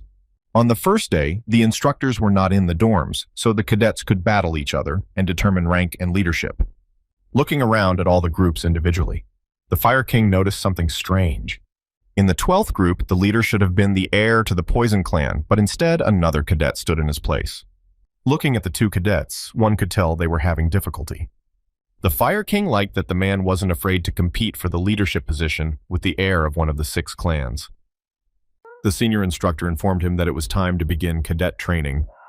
The officers on duty began to announce to everyone to observe silence and to turn their full attention. The senior instructor began to tell me that during the week, they would do theory in the morning and practice on the range in the afternoon. At the end of his speech, he asked if everyone understood and heard back. That's right.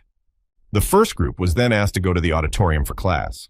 Jung Jum Sum slowly walked as part of his group, visibly upset and annoyed. Suddenly, he heard one of the cadets insulting him and noticed that it was Youngku Moon, who didn't understand how it was possible to embarrass himself and cede the leadership position to an ordinary cadet. He added that he didn't even doubt that a poison clan without poison was nothing. Young Jun Sum was incredibly angry, but realized there was nothing to answer him because the guy was partly right. He only had eyes for the new leader of his band, Baek Ji, and hated him for how he had treated him.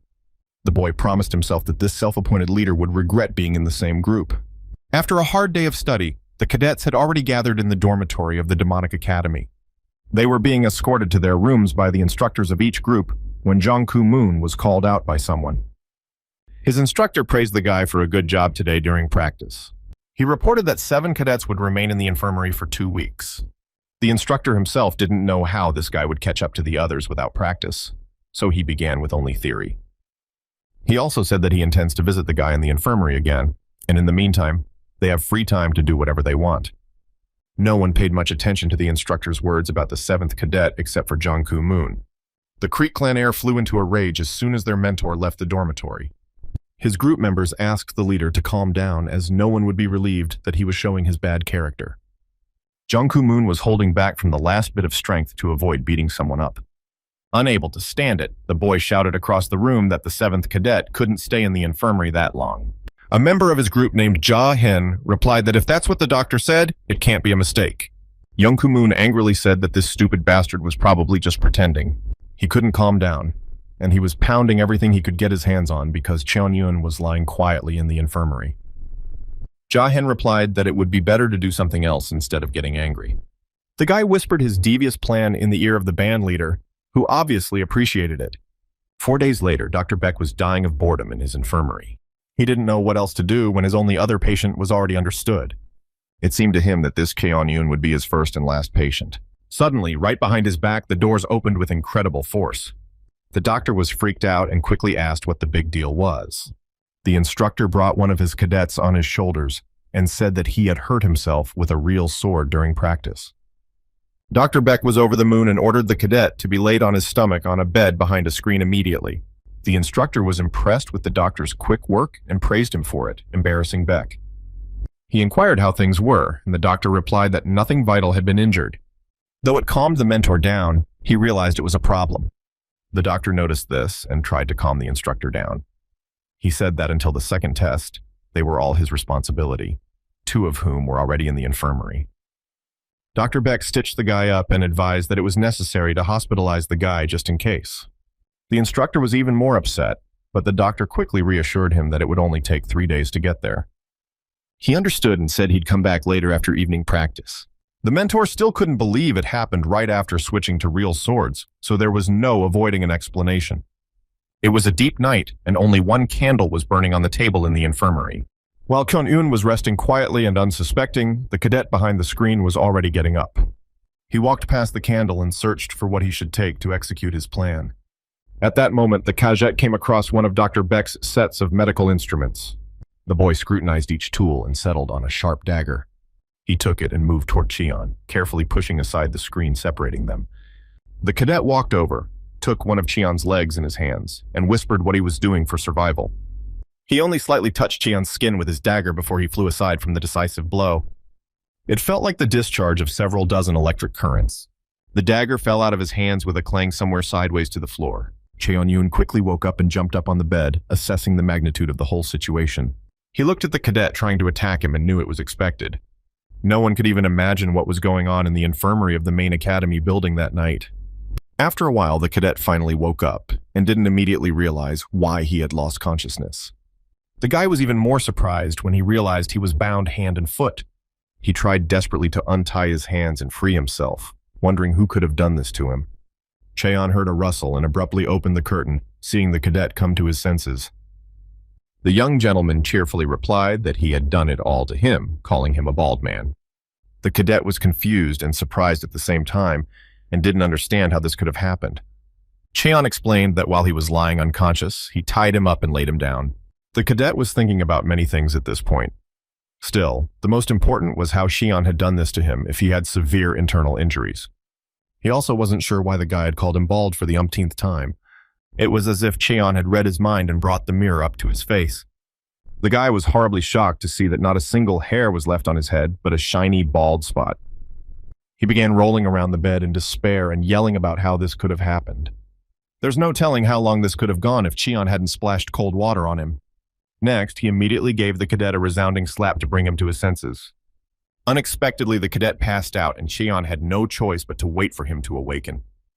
After a while, the cadet regained consciousness, but with a gag in his mouth. Cheon-yoon sat beside him at the bedside and asked if he had calmed down. The cadet's expression made it clear that he was still very angry and trying to get free, which was still unsuccessful. The young gentleman said he didn't understand what the man was trying to tell him with a gag in his mouth. He remembered how this kid had seemed naive and calm at the ceremony. Cheon couldn't fully believe that this cadet had dared to be so reckless. He inquired if the kid knew how he had managed to survive. The seventh prince said that people like this cadet had spent his whole life trying to finish him off. He even asked if the cadet wanted to guess how many assassination attempts there had been in total. At some point, Cheon put that very dagger from the floor to the cadet's throat. He said it was pretty useless to play with the thing if it ended up in his neck. Cheon was sure he had been forced to do so and tried to get an answer. The young gentleman removed the gag from the cadet's mouth to carry on an everyday conversation. Without removing the dagger from his sight, Cheon wondered once more who was behind it all. The cadet was initially frightened, but quickly came to his senses and laughed. He said that if he laid a finger on him, everyone would immediately blame him. The rules of the Demon Academy stated that anyone who injured someone outside of class would be severely punished. Cheon realized the guy wouldn't tell him everything so easily, and something else had to be tried.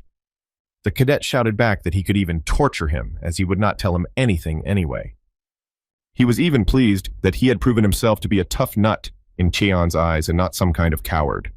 Cheon was amused by this because he already had the perfect plan for getting this guy to talk. He quickly took the gag and stuffed it back into the cadet's mouth so he wouldn't attract the attention of the infirmary guards. While Cheon-kuda left and said he would come soon, the cadet sat on the bed in bewilderment. The young gentleman began to say that there was almost nothing like where he lived before, but there was a whole set here. Of course, the guy was talking about the abundance of medical instruments, among which he chose acupuncture needles. The cadet couldn't help but notice the sly and caustic look Cheon was giving him. At that moment, he felt that something clearly not good was about to happen. Cheon chose one of the cadet's hands, clenched tightly into a fist for his targets. He teased about how tightly his fists were clenched, though the guy said he wasn't afraid of anything. The cadet didn't understand how this guy could have so much power without combat skills. He was very curious and scared at the same time of what this madman would do to him. Cheon warned the cadet before starting that it would hurt slightly, implying that it wasn't slightly at all. He heard a high-pitched roar from under the gag and asked the guy not to overdo it. Cheon took another needle and jabbed it into the right spot on his palm again, making it hurt even more. The cadet shrank back and squirmed in pain, begging through tears and gagging for it to stop. Cheon tells the guy to take revenge since he doesn't want to discuss anything. It went on like this for some time, for some were alone in the infirmary and no guards could hear them. After another round of acupuncture needles, the cadet slumped to the floor without strength and passed out. Cheon asked if he was in a lot of pain, clarifying that he had fallen unconscious twice already. Naturally receiving no response, he informed me that he was now moving on to the other hand. The cadet gave up after hearing this because he couldn't take it anymore and started nodding negatively. Cheon clarified if the cadet was definitely ready to speak out, because if he cheated him, he got twice as much. The cadet nodded obediently a few more times, and Cheon removed the gag from his mouth. He immediately bent down, gulping greedily for air, and thought about the fact that he would have to tell everything, as he couldn't take any more of this torture. Oddly enough, Cheon got ahead of the cadet and asked if Jong-koo Moon was involved. The guy was shocked to hear this from Cheon, and even dared to ask how he knew about it. Cheon smiled evasively and asked if the cadet wanted to know how he knew everything. He said that thanks to Jong-koo Moon's sensitive care, their instructor comes to him daily with theory lessons. That's how he knew who was studying in his group and figured out who cared so much about him. All he needed was to hear confirmation of his suggestions, which just happened. A cadet named Hobong cried and hated the one who said that this guy was a lowlife and a weakling, because it turned out to be a complete lie. He thought Cheon was a true monster who hid his power by pretending not to have it. Cheon reported that he got everything he wanted and will rest right now. Cadet Hobong realized everything without further ado, and started shouting that he would never tell anyone about anything. The boy began to bow and beg for mercy and forgiveness, asking not to be angry for what he had tried to do. The next moment, Hobong noticed Cheon raising 2 fingers and guessed that something bad would happen. Cheon brought his fingers up to the cadet's temple and did something like release an energy wave. It was a special technique through which one could neutralize an opponent through specific blood flow points. At this moment, Hobong realized how badly mistaken those who were sure the guy didn't have Nagong were. He looked at Cheon before passing out and decided that the scoundrel had blatantly deceived everyone. At this time, in the twilight of the night, someone was moving lightning fast on the rooftops of the demonic academy's buildings. It was the Lord's right bodyguard moving alone in the morning as usual. He thought back to yesterday and was pleased that even he could not have foreseen Cheon learning so quickly. Sob Men had realized this the day before when he had conducted the introduction of another flux into the boy. Cheon was holding up much better this time and barely showed it, though he wasn't feeling the most pleasant sensations. When Sob looked through the boy, he couldn't believe such a thing was possible. In just 5 days, he gained as much gun as one would normally take in 2 or 3 weeks or even a month. It was for this reason that Cheon completely met the right bodyguard's expectations and even exceeded them. Sob Men had planned to provide Nagong for the boy for 2 weeks, but now he realized he would have to change the plan. This early morning was no exception, and the right bodyguard came to see the disciple again. Cheon was already standing in a welcoming pose and wished the teacher a good morning. Sob Men asked where the guy had put one thing and learned that he had it under his bed. Cheon quickly took out a black dragon healing stone that allows you to acquire 20 years of ongoing accumulation. The boy opened the stone chest and they both felt an unbearable stench. Sob Men knew that if this child accepted him, he would get the entire maximum of 20 years of Nagong at once. The young gentleman knew that after the first dose, the others were no longer perceived similarly, so he had to take care of himself now. While conversing about the stone, the right bodyguard heard something strange behind the curtain. He noticed someone's figure and asked the student who was there. Cheon had not yet had time to reply when Sob Min abruptly pulled back the screen and saw the bald, bound cadet there.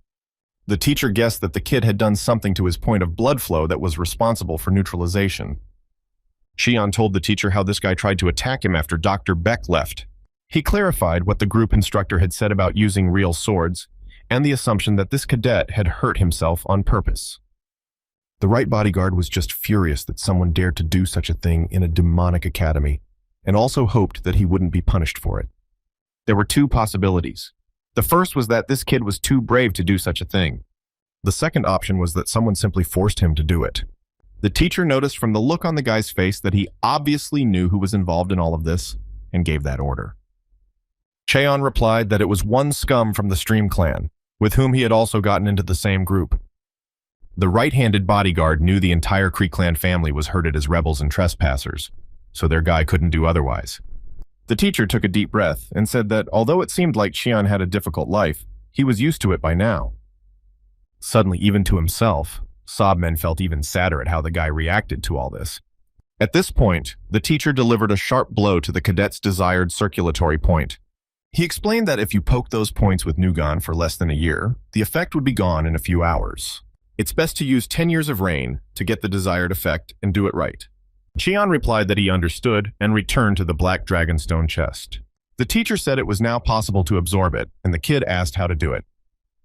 The right bodyguard, laughing, replied that it should be chewed first and swallowed afterward for a better medicinal effect. The boy could smell that vile odor from the stone just fine and hoped it tasted at least bitter, not just nasty. In the next second, Cheon realized he had hoped so hard for nothing because the taste was disgustingly stinky, to the point of paralyzing his tongue with nausea. The teacher said that if the guy had already swallowed everything, he could start using the breathing technique. Right now, the right bodyguard was about to improve the absorption of the medicinal stone to the maximum. Cheon hoped the teacher would care for him properly now, and Sob proceeded to do so. Nano reported that a substance was injected into the body to keep it vitalized and active. This substance reacts and increases the flow available in the body. Nano suggested that the master assimilate the substance by accelerating his metabolism, and he agreed. The right bodyguard, unaware of the nano as much as anyone else, was simply shocked at this guy's ability. He looked at Cheon and thought that this boy was born with the body of a war god, no less. Supposedly, Cheon could only internalize part of the stone. Still, he ended up internalizing all of it and enhancing its effects. It was unbelievable, and Sob Men realized that he had been worrying about him all this time for nothing. Dawn was in full swing, and the sun rose high in the sky. This was where the right bodyguard's training with Cheon usually ended to make it before the guards arrived. The teacher, taking a couple sips from his flask, asked how the guy felt after the rain. He added that the boy had done very well this time, even making the teacher himself sweat.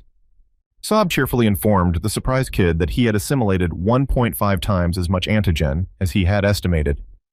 The bodyguard also knew that any other cadet was unlikely to internalize even half of this stone, so there was nothing to worry about. Cheon realized he had absorbed about 30 years of Nigong, but that was an approximate figure, as the final figure was much higher. He immediately started bowing and thanking the teacher for all his help, as he couldn't have done it without him. Mentally, the guy didn't forget to thank the nanomachine, without which he wouldn't be standing here now. Suddenly, the right bodyguard noticed the fast-approaching morning and informed him it was time for him to return. Cheon remembered that he hadn't asked everything he wanted to ask, so he ran after the teacher. He bore to teach him his blade fighting skills starting tomorrow. Such a request pleased the right-handed bodyguard, and he gladly agreed, warning that the lad would not have much time. Meanwhile, the new school day began with a formation at the academy's training ground. Young Mukam was happy about the day like no other, saying that today was just a great day. Ja Hen stood nearby and wondered what influenced the prince to be in such a mood, after hearing the words of gratitude for what he had done. Young Mukum was sure that bastard Cheon was now in agony with severed tendons and was unlikely to be able to walk anytime soon. He had already hoped that Cheon would crawl on his knees and beg for a dignified doom, not yet knowing what lay ahead. As usual, Dr. Beck came in for rounds with his patients in the morning and was shocked at what awaited him there. The completely bald cadet made the doctor laugh to tears, as he had seen his shiny hair even yesterday before he left. Hobong knew he couldn't speak to the doctor because of Cheon's threats. Finally, Dr. Beck was able to pull himself together and calm down. He said that so-and-so would get him alone and cover him with a curtain, or he would already be crying with laughter. Passing by the sleeping Cheon, he looked at him carefully and suspected something. It seemed to him, for some reason, that something had definitely happened between them that night. What exactly could the doctor not know, but it was possible to speculate and guess. He ignored it, as his teacher had taught him to concentrate on healing and not ask unnecessary questions. Meanwhile, 2 days later, the 8th group negotiated in the dormitory. Jang Kumun didn't understand why this guy still hadn't been expelled from the group for being unfit. Hobong was already kneeling in front of the prince and reporting back that because of his severe injuries, the doctor had stood over Cheon all night, even though he was going to cut his tendons. The heir to the Stream clan was clearly as unhappy with that answer as he was with the fact that the doctor had been up all night.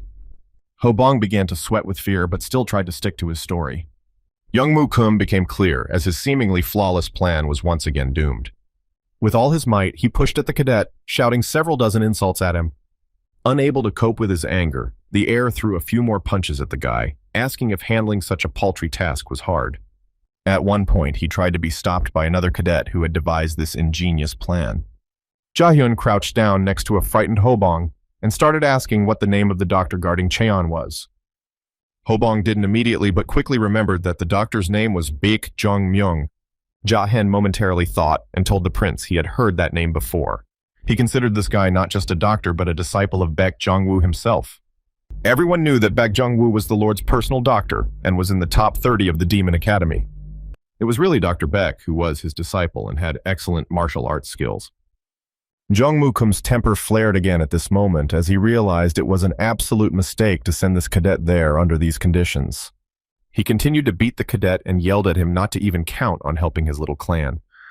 A few days earlier, Jong Ku-moon had approached Hobong with one strange request. He explained the nature of the request and said that he would personally give a little help to his small clan in return.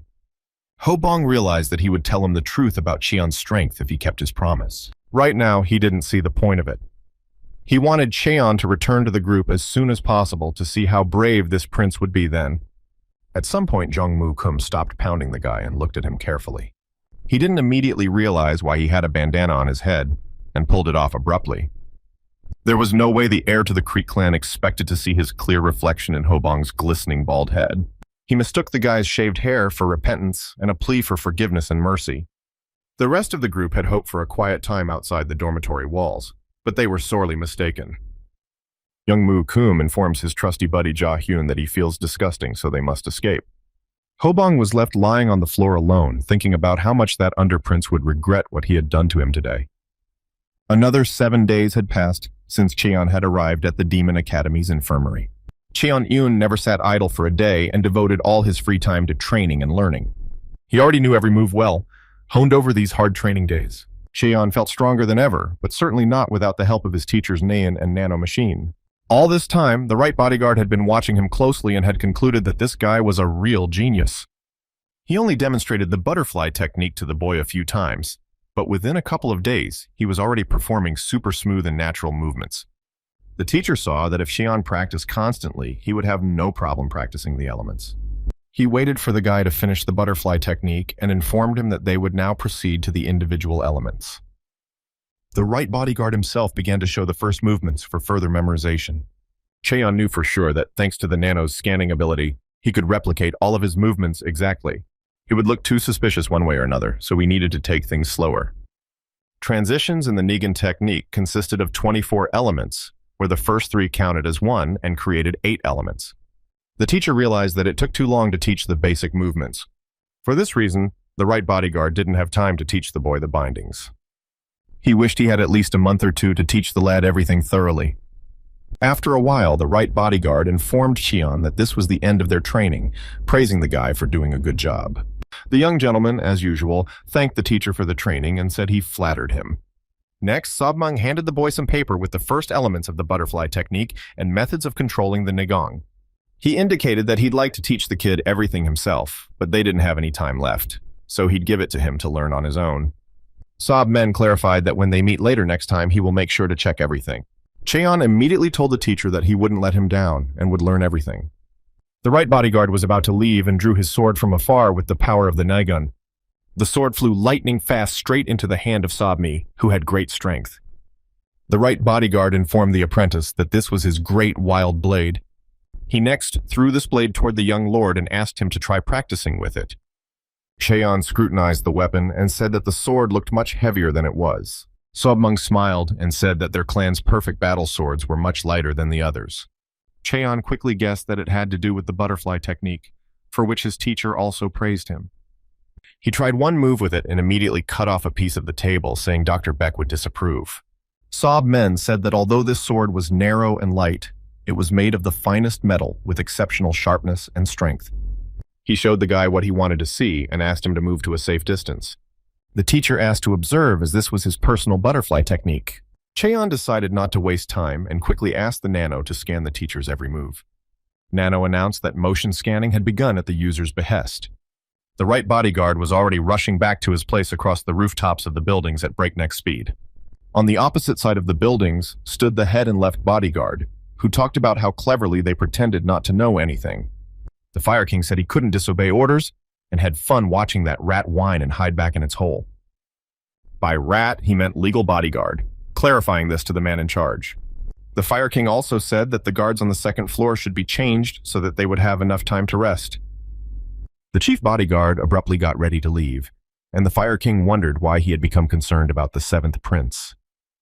A short while later, he replied that it would be fair. The Fire King didn't share such sympathy for the bastard, as he knew how the rest of the 6 clans felt about it.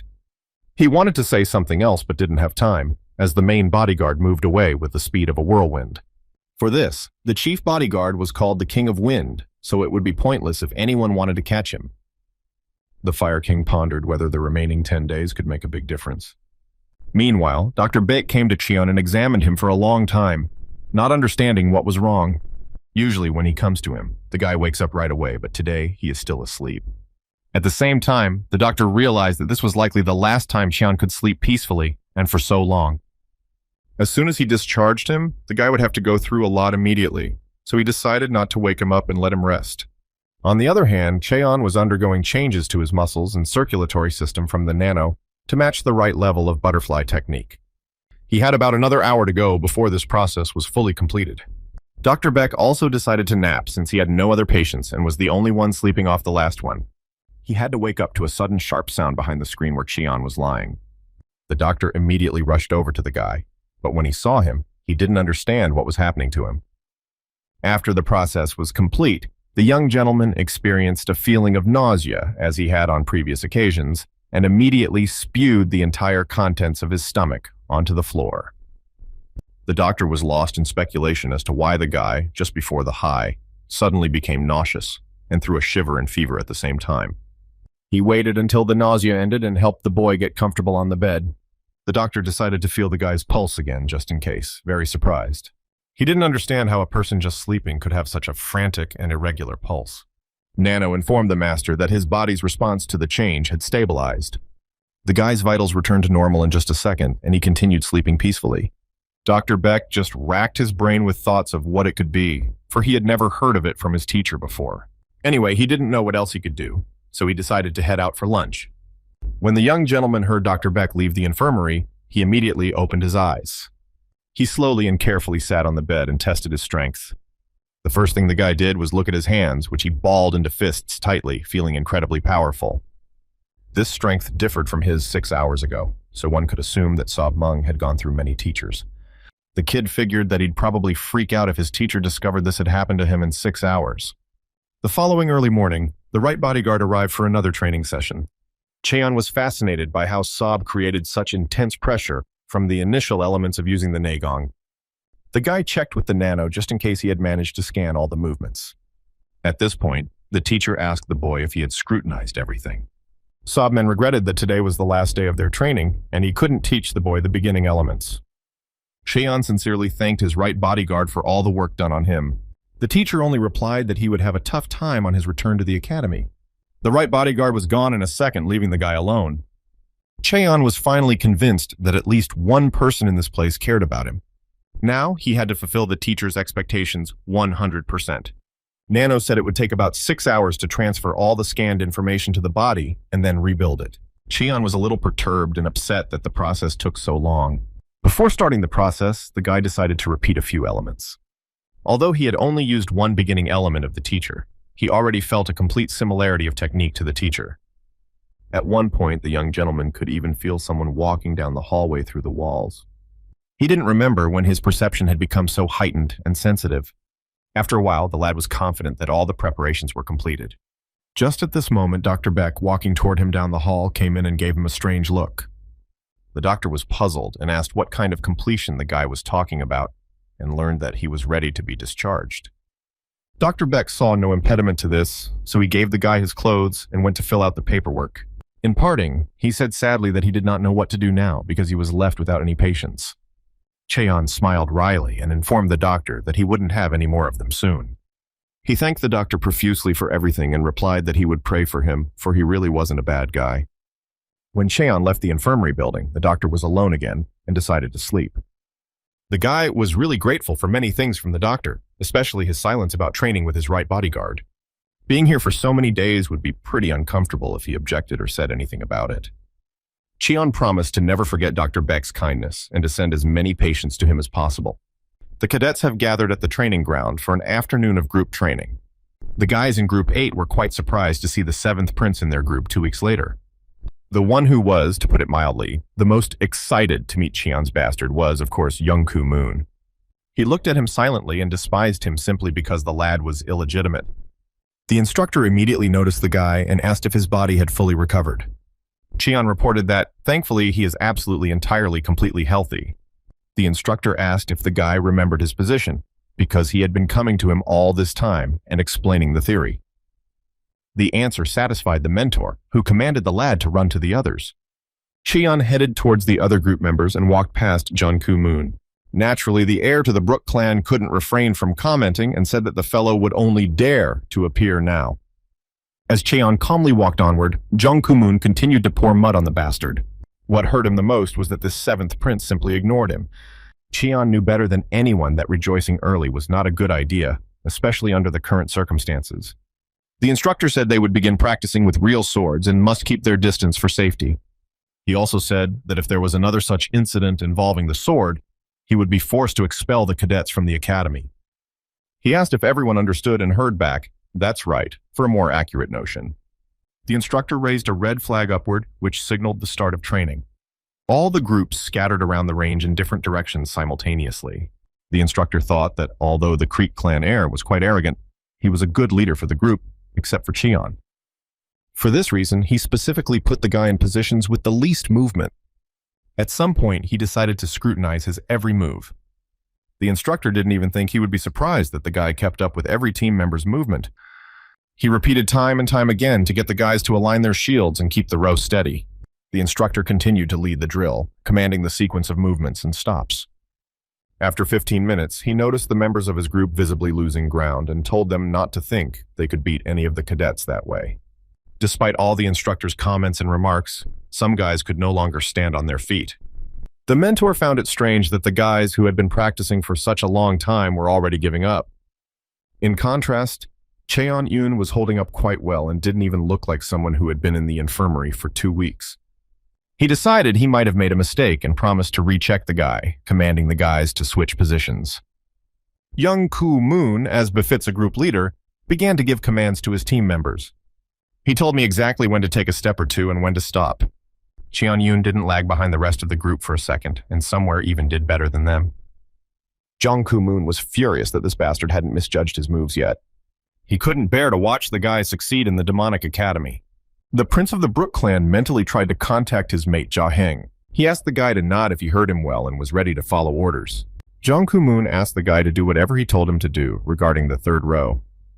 Ja-hen was certainly in favor of any movement if it could still bring harm to someone. Just then, the instructor told the boys to change ranks and positions. All team members were required to quickly line up their shields in 3 equal levels. Cheon tried to figure out if he was having no trouble doing all this, because the nano had downloaded it into his brain, or just because he had memorized the theory. After all the cadets had lined up their shields in 3 rows, the instructor commanded them to pull their spears through them. Ja-hyun had already taken a position behind Cheon and was trying to remain cautious and fast in his actions. He looked straight into the guy's back and chuckled, sure that he was about to get revenge on him for the prince.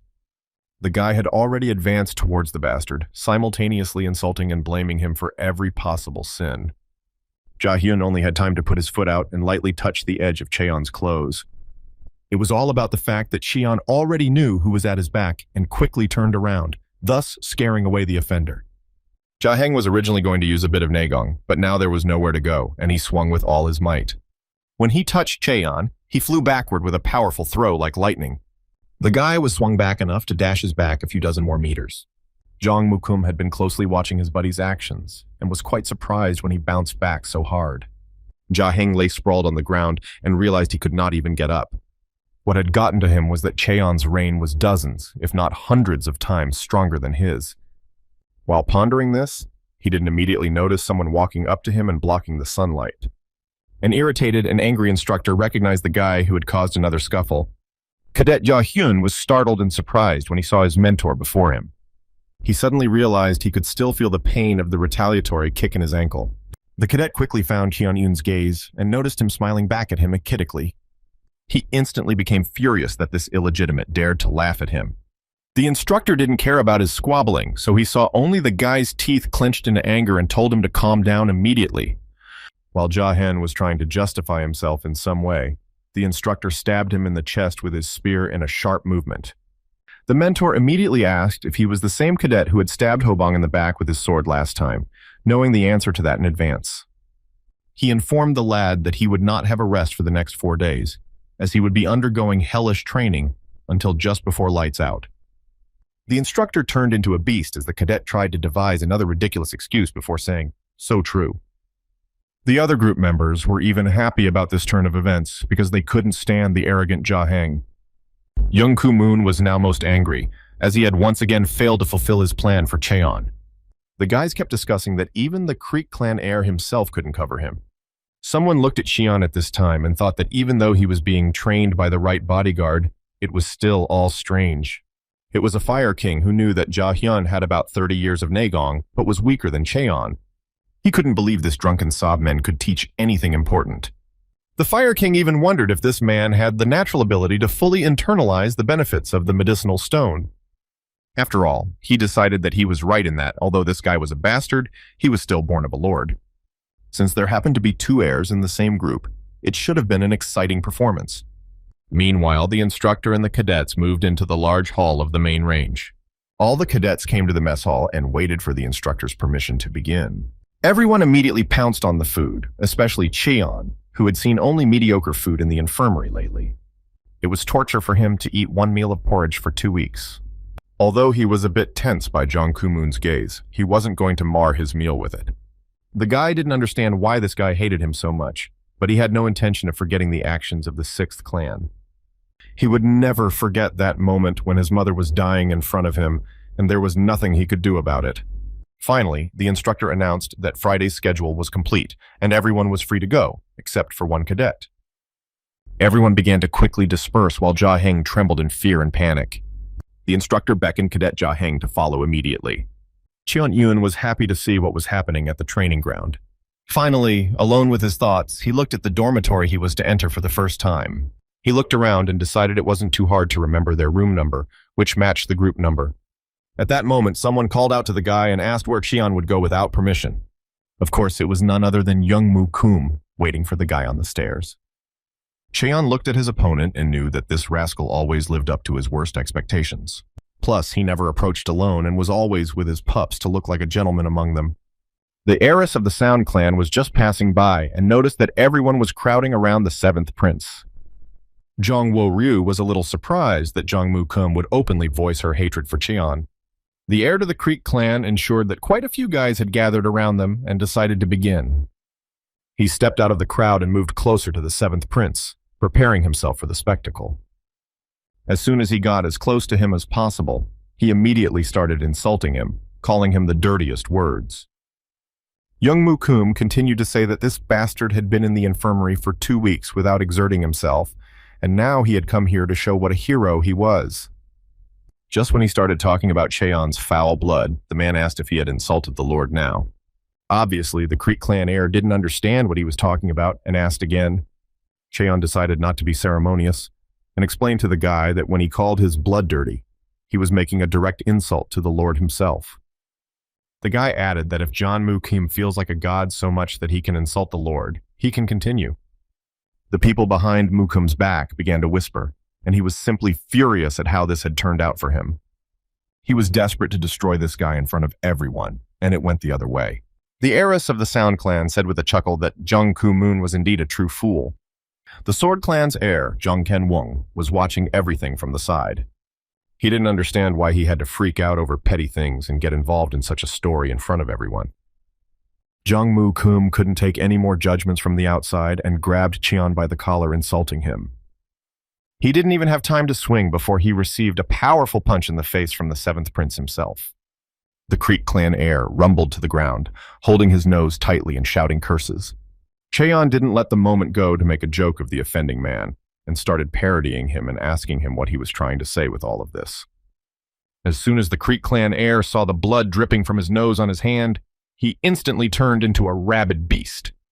He exploded, powerfully pushed off the ground in a high jump, and flew at Cheon. Having almost reached him, Jongmoo Kum was already prepared that he was about to finally strike his first blow. This was not to be because there was no trace of Cheon where he stood.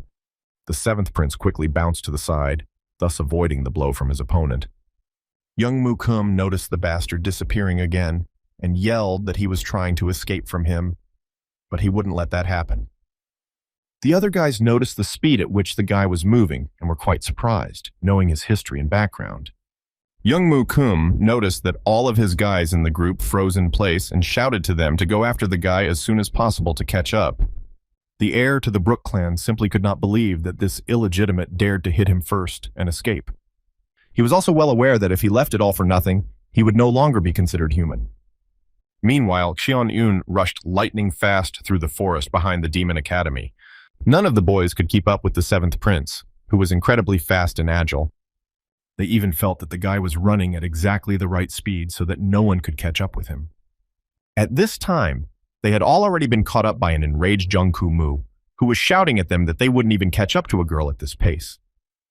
The Creek clan heir was confident in his strength and speed and wanted to catch up with the guy as soon as possible to deal with him. Cheon-eun himself had quickly achieved his goal, which none of the cadets in the dormitory knew about yet. The prince finally caught up with him, and he asked if the guy was still tired of running away. Cheon-eun turned to his opponent, gave him an intimidating look, and asked back why he suddenly thought someone was running away somewhere. The guy laughed, which embarrassed Jung Ku-moon with bewilderment, and abruptly moved forward. He shouted that he had come here because there was no point in showing it to everyone else and swung for a punch. The last thing Jong Moo-kum saw in front of him was the seventh prince's fierce gaze and the hand flying at him. The Creek clan heir struggled to defend himself with his arms crossed in front of him. It only helped delay his opponent's blow momentarily, throwing him far backward. Jong Moo-kum used the Seven Stars defense skill, but was still thrown back, which spoke of his opponent's incredible strength. He did not understand how this illegitimate child knew so much about martial arts.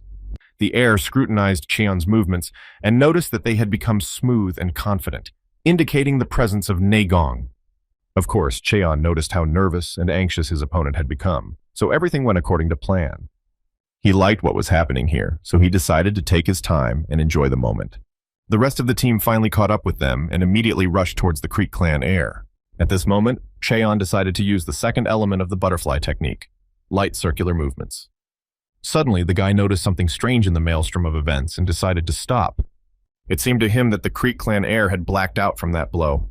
In fact, Jong Ku-moon simply deflected to gather his strength and strike back at his opponent's stomach. The counterattack was strong, and Cheon lost his balance momentarily. He felt an intense burning pain in his solar plexus area and couldn't immediately bounce back. Jong Ku-moon decided not to give up his position and used the second element of the Stream Clan's first technique. The lad considered engaging in the long fist fight in which his people were so strong. The rivals looked hatefully into each other's eyes and tried to determine who would emerge victorious tonight. The heir of the Stream Clan rushed straight into the next attack, shifting Cheon from his forward position. He threw another powerful punch, from which Cheon had to fly backward as a defense. Cheon quickly guessed that his opponent had a massive supply of antigens even before they were accepted into the academy. Considering that Cheon Moo-kum had also taken the healing stone, his strength had only increased, although Cheon felt that he could still fight. The seventh prince realized that he had to quickly attack his opponent before he began to launch repeated attacks and forge ahead. The guys standing nearby noticed the glowing trace skill and couldn't understand how this illegitimate one could use it. Cheon paid no attention to the sarcastic comments of the others and continued his attack to buy himself time. He threw a powerful punch, but the Creek clan heir deflected it in time. Young Moo-kum had to admit that his opponent was quite good at martial arts.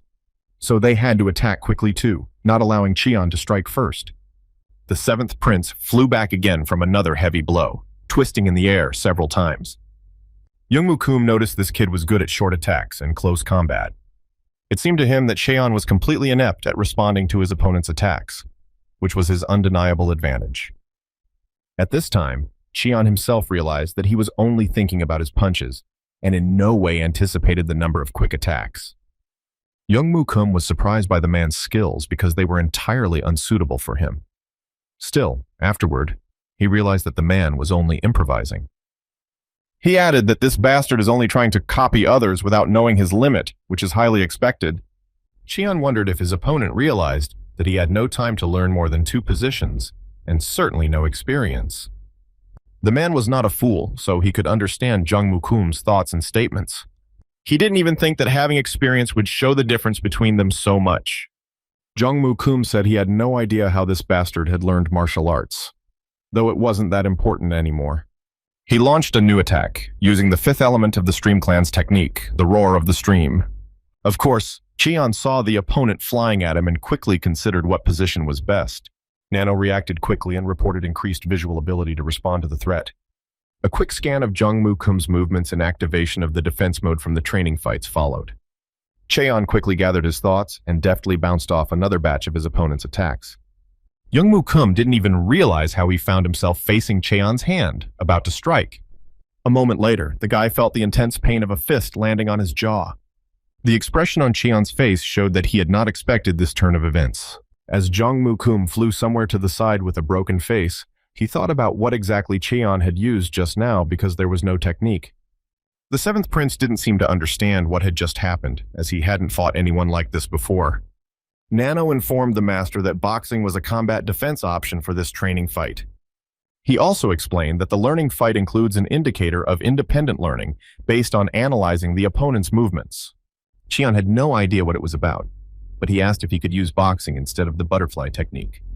Nano finished analyzing the data and asked if the master was ready to accept the changes after receiving consent. Jong Moo-kum realized that this dirty-blooded kid had aces stashed up his sleeve since he possessed a fist fight. Either way, he was sure it wouldn't work anymore because now he was ready. The guy rushed to attack, and Nano immediately began scanning his every movement and breathing. By machine analyzing the data, Nano told the master exactly where the opponent would attack. With everything known, Xian could deftly dodge every swift strike from the prince. The Creek clan heir was shocked that his opponent had deflected all his strikes. Xian deflected everything and quickly attacked back, depriving his opponent of the advantage. Jongmu-kun lands several powerful punches to the body almost simultaneously. Why, at this very moment he was brought back to his childhood memories. His mother insisted the boy win for the sake of his lord father, leaving the filthy Lady Hua and returning to her. She made little Kumun promise her it would be like this. He also remembered how his mother cried and blamed everything on him, that his defeat had caused things to go wrong. The woman continued sobbing and blaming the boy for everything, dismissing the whole thing. She stood over him in tears and sobbed, clasping her hands tightly around his neck and screaming that he was a mistake. Suddenly, Jongmu-kun returned to reality and was angry because this stupid memory had appeared. Cheon-eun looked at his opponent carefully and was momentarily confused, guessing something was wrong. For a while, the Creek clan heir thought about the fact that he had lost. Such a turn of events, of course, could not suit him in the slightest. He became furious again and shouted that he would never let such a low-born brat win. With those words, he lunged at Cheon in anger, swinging for a punch. It turned out that it was for nothing anyway, as Cheon grabbed him first and sealed him into the ground. He held his opponent's face tightly and didn't give him a chance to get up. Cheon finally felt that the Creek clan heir had stopped resisting and let him go. He looked down at him and listened as he continued insulting him. Cheon calmly said that because of his long tongue, among other things, he honestly deserved it all. The boys stood and looked in shock at Cheon, the overpowered prince they couldn't collectively calm down. They got all worked up about what everyone was saying about this kid's lack of origin, which was obviously a lie. Cheon heard what the cadets were whispering about and wondered if they wanted to try the action on themselves as well. The cadets didn't object and rushed to get the prince, while Cheon wondered if he would have more authority and power if someone also obeyed him. Young Mu-kum didn't want to finally fall face first into the mud and shouted for the cadets to let him go immediately. He turned to Cheon with insults and asked why he didn't finish him off. Cheon replied that it was all about the second test tied to the group assignment and nothing more, but the prince didn't believe him. The guy warned that he would do it if he didn't stop kicking and spitting venom while being without any strength. The heir of the Brook clan wanted to say something else, but he didn't have time as the seventh prince left them in the forest with lightning speed. He stayed there with his loyal cadets, but he himself wished to take revenge on the lad for all he had done to him. Cheon quickly rushed away and thought about how dangerous it was, because without the nano he simply wouldn't have made it. He had definitely realized for himself that although he had learned martial arts perfectly better than anyone else, he should not forget about the experiences that influenced a lot of things. The boy also knew that experience was needed along with the Neon, but as long as he got in shape, the sixth clan wouldn't leave him alone.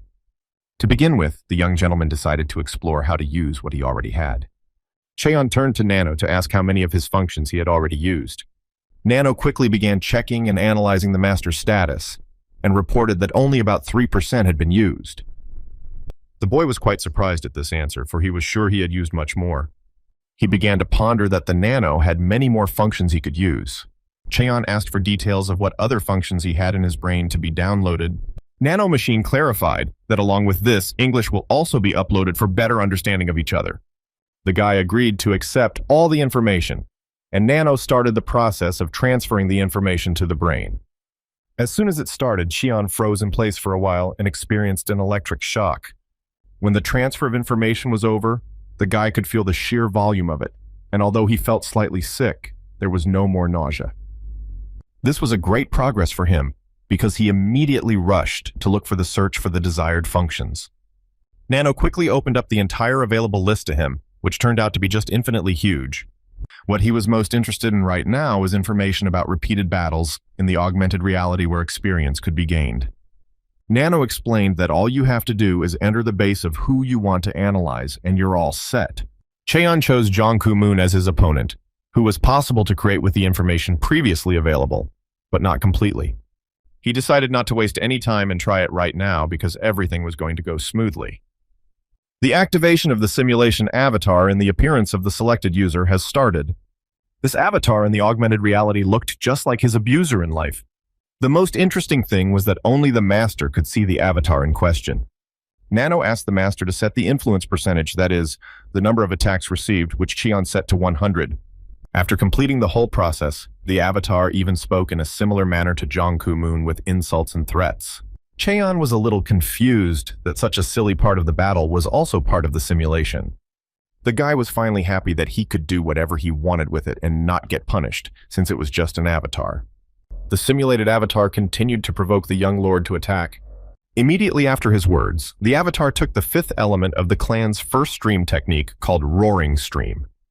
At this moment, Cheonu clearly realized that this was not just a simulation of an avatar, but a complete replica of his opponent. Without wasting any time, he began to immediately fight back and dodge, slightly recalling Jongku Moon's movements. The guy decided to change the direction of his attacks a bit to test their effectiveness.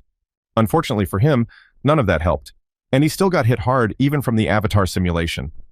Cheon, like in the fight with his real opponent, flew back again, not realizing what he had done wrong this time. He also didn't understand why he felt a lot of pain, to which Nano explained to him that he transmitted the same amount of pain as he did in actual combat. The machine asked if the master wanted to change the exposure percentage, but Cheon declined because he wanted to gain experience. The avatar's stimulation was repeating all the dirty phrases exactly like the prince himself, annoying Cheon even more. He realized that he would fail in this endeavor by his habitual actions. So he changed his attack tactics once more and rushed towards the avatar at full speed. This attempt was again unsuccessful for the young gentleman, as were the next 10. The guy was lying on the ground with no strength, and he checked with Nano how long he had been there. Nano replied that it was about 11 at night, so the guy realized he had been there for hours without a break. He fought the avatar 15 times and only won the last time. The first battle ended after 5 elements, and he couldn't defend himself properly. Cheon knew that if he fought this way against a real opponent, he wouldn't even get to his head, let alone win. Nano recommended that the master keep practicing, as skills would increase according to experience. Cheon was angry at the machine and himself because he couldn't beat the avatar, repeating his moves repeatedly. At this point, the guy still decided not to give up and continue fighting to show everyone what he was worth in 7. The young lord finally finished his training and went to the academy dormitory. He immediately looked for his bed as he stepped into his group's room. The guy couldn't help but notice the stares of everyone in the room squinting at him. Cheon noticed that after beating up the Creek clan heir, the other guys would disperse to the sides at the sight of him. Unexpectedly, the very same cadet, Ho Bong, ran up to him and began to politely greet him here. He began to show him where to go and said he would happily escort him to his bed. The other cadets didn't understand why this kid acted like this in the presence of the 7th prince. Cheon was curious, and he asked if Ho Bong had changed his attitude toward him, or if he needed something. The frightened guy already realized that young Mukum had abandoned him, so there was nothing to lose since he was probably going to die sooner rather than later. That's why the cadet decided to take the oath of allegiance to Cheon Yoon. He quickly dropped to one knee and solemnly said that he wished to serve the 7th prince as his master from this second on. The other guys were astonished by Ho Bong's act, as the 7th prince had no title, fame, or other powers. Cheon didn't immediately realize what was happening and clarified once more if he wanted to serve him as his master. Ho Bong began to shout that he was madly sorry for his past actions and wanted to do everything to atone and prove his loyalty in the future. Cheon was lost in doubt because he didn't know how to take a servant to him, and he didn't trust people. He looked at Ho Bong, who was begging to serve him and unwilling to take no for an answer. The 7th prince pondered the prospect of a servant who would serve him faithfully. Unexpectedly, he nodded in agreement, surprising Ho Bong, who had not even hoped for such a thing. Ho Bong immediately said he would try his best and not let him down. Just at that moment, 2 more men approached them, and one of them said that the room must not be left unattended for a moment. Jungmu Kum and his loyal servant Ja Hyun pounced on Ho Bong with accusations of infidelity. Ho Bong was incredibly scared, but decided he couldn't show his fear anymore. At that moment, Cheon intervened in their conversation and asked what kind of person this Ja Hyun was that he dared to reproach another man's servant for something. He also clarified that all those insults hurled at Ho Bong were about himself because he ran after his master. Ja Hyun boiled at such words and started saying that no one dared to talk to him like that. Cheon only laughed and replied that he would only be willing to talk to him if he learned good manners. Hearing no response from Jahung with his teeth clenched tight with anger, the guy asked if he was afraid of him.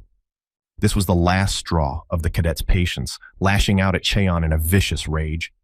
Not even a second later, Jahen was hit hard from the back, missing his punch.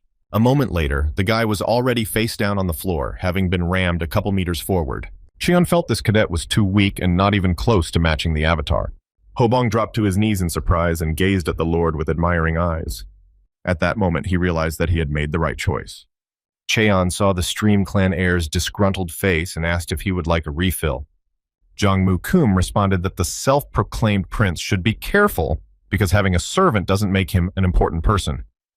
Everyone present was stunned that the very embodiment of the Creek clan's evil would just walk away so easily. One way or another, everyone understood that even after this incident, the Brook clan would not have less authority.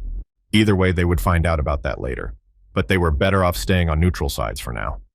They all looked closely at Cheon-eun and realized that this guy was the one who would bring change to the Demon Academy. So another week passed, and the day of the second group test at the Academy's main training ground came. The instructor informed the cadets that he had taught them everything they needed for enrollment, and they were solely responsible for everything. He habitually checked with all the guys to see if they understood everything, and heard "that's right" in response. Before the start, the four groups had to draw lots amongst themselves to see who would be battled. The Fire King commanded the leaders of the first four groups to come forward. He noticed that the second and third groups had changed leaders, unlike the unchanged first and fourth groups. The Fire King checked with the leaders to see if this was the final composition of the groups and got down to business. He explained that the first leader would now pull out a piece of paper and determine the fate of all groups. The leader of the first group advanced to the draw, and the fourth group delivered a rival. Then, an announcement appeared on the board that the second group was competing against the fourth group. The boys in the first group cheered and shouted solemn words to their leader. The Fire King commanded the leaders from groups 5 through 8 to come forward. Some cadets were quite surprised that the leader of these groups also changed during this time. The left bodyguard focused on the 8th group, visibly interested in the sight. The leader of the 8th group was Cheon-eun, who had apparently dethroned Jongmu Kum, but not yet officially. The heiress of the Sound Clan clearly did not expect such a turn and felt irritation and confusion. She had already thought 100 times about how she had repeatedly warned Jongmu Kun to be careful, but he still chose to act like an idiot. On the last night before the second test, the Creek Clan heir waited for the training to end.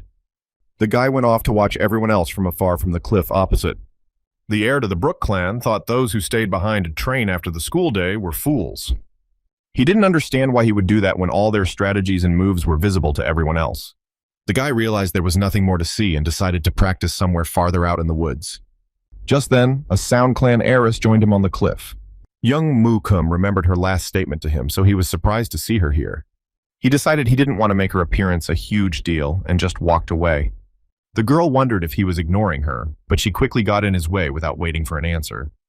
Young Mu-kum grudgingly inquired what she was doing and why. The girl was annoyed that this arrogant guy didn't want to talk to her, even though she had called him. She clarified that she had thought about it for a long time but still decided to tell him something, and he was doing this to her. Jong Mu-kum resentfully moved on and reminded her of her recent words about the Stream Clan guys being complete idiots. The girl rolled her eyes and with obvious displeasure repeated it all again. Only two said they would babble next. She blocked the guy's path and showed him her bandaged hand, forcing him to stop. He wondered perplexedly where she had hurt herself. The Sound Clan heiress replied that she had this trace since yesterday. She anxiously reported that when she was practicing alone last night in the woods, she was attacked by someone. Jong Kumuk was surprised that someone had the guts to attack one of the heirs of the 6 clans. Jong Won-ryu couldn't tell as she couldn't see the faces of her attackers because of the masks. Jung Mu-kum said it didn't matter whether the attackers were masked or unmasked, as it happened because of her carelessness. The girl was angry at such an unreasonable conclusion to her behavior, replying that he didn't understand anything. The guy clarified if she was hinting at him being careful from now on, and the girl said he could definitely be next. She thought so because they were in competitive groups of 4, and almost all the leaders were clan heirs. Jung Won-ryu was also sure they were assigned to such groups for a reason, rather than being forced to fight against each other. Young Mu-kum still didn't quite understand where the girl was going with her facts about the groups. She persisted and asked the guy why they were told which teams would be in which groups. Jong Moo-kum finally began to guess that this way, it would be easy to figure out who would have to fight against whom and make the leaders the targets. The heiress of the Sound Clan exhaled in relief and praised the guy for being smart, as it would be harder for the team to maintain its position. She was on her way out and informed him that she had told him this so he wouldn't go training alone. The girl didn't want to hear about the heir to one of the 6 clans getting his ass kicked without the opportunity to take a second test. After saying that, she pushed off powerfully and strode to the dormitory.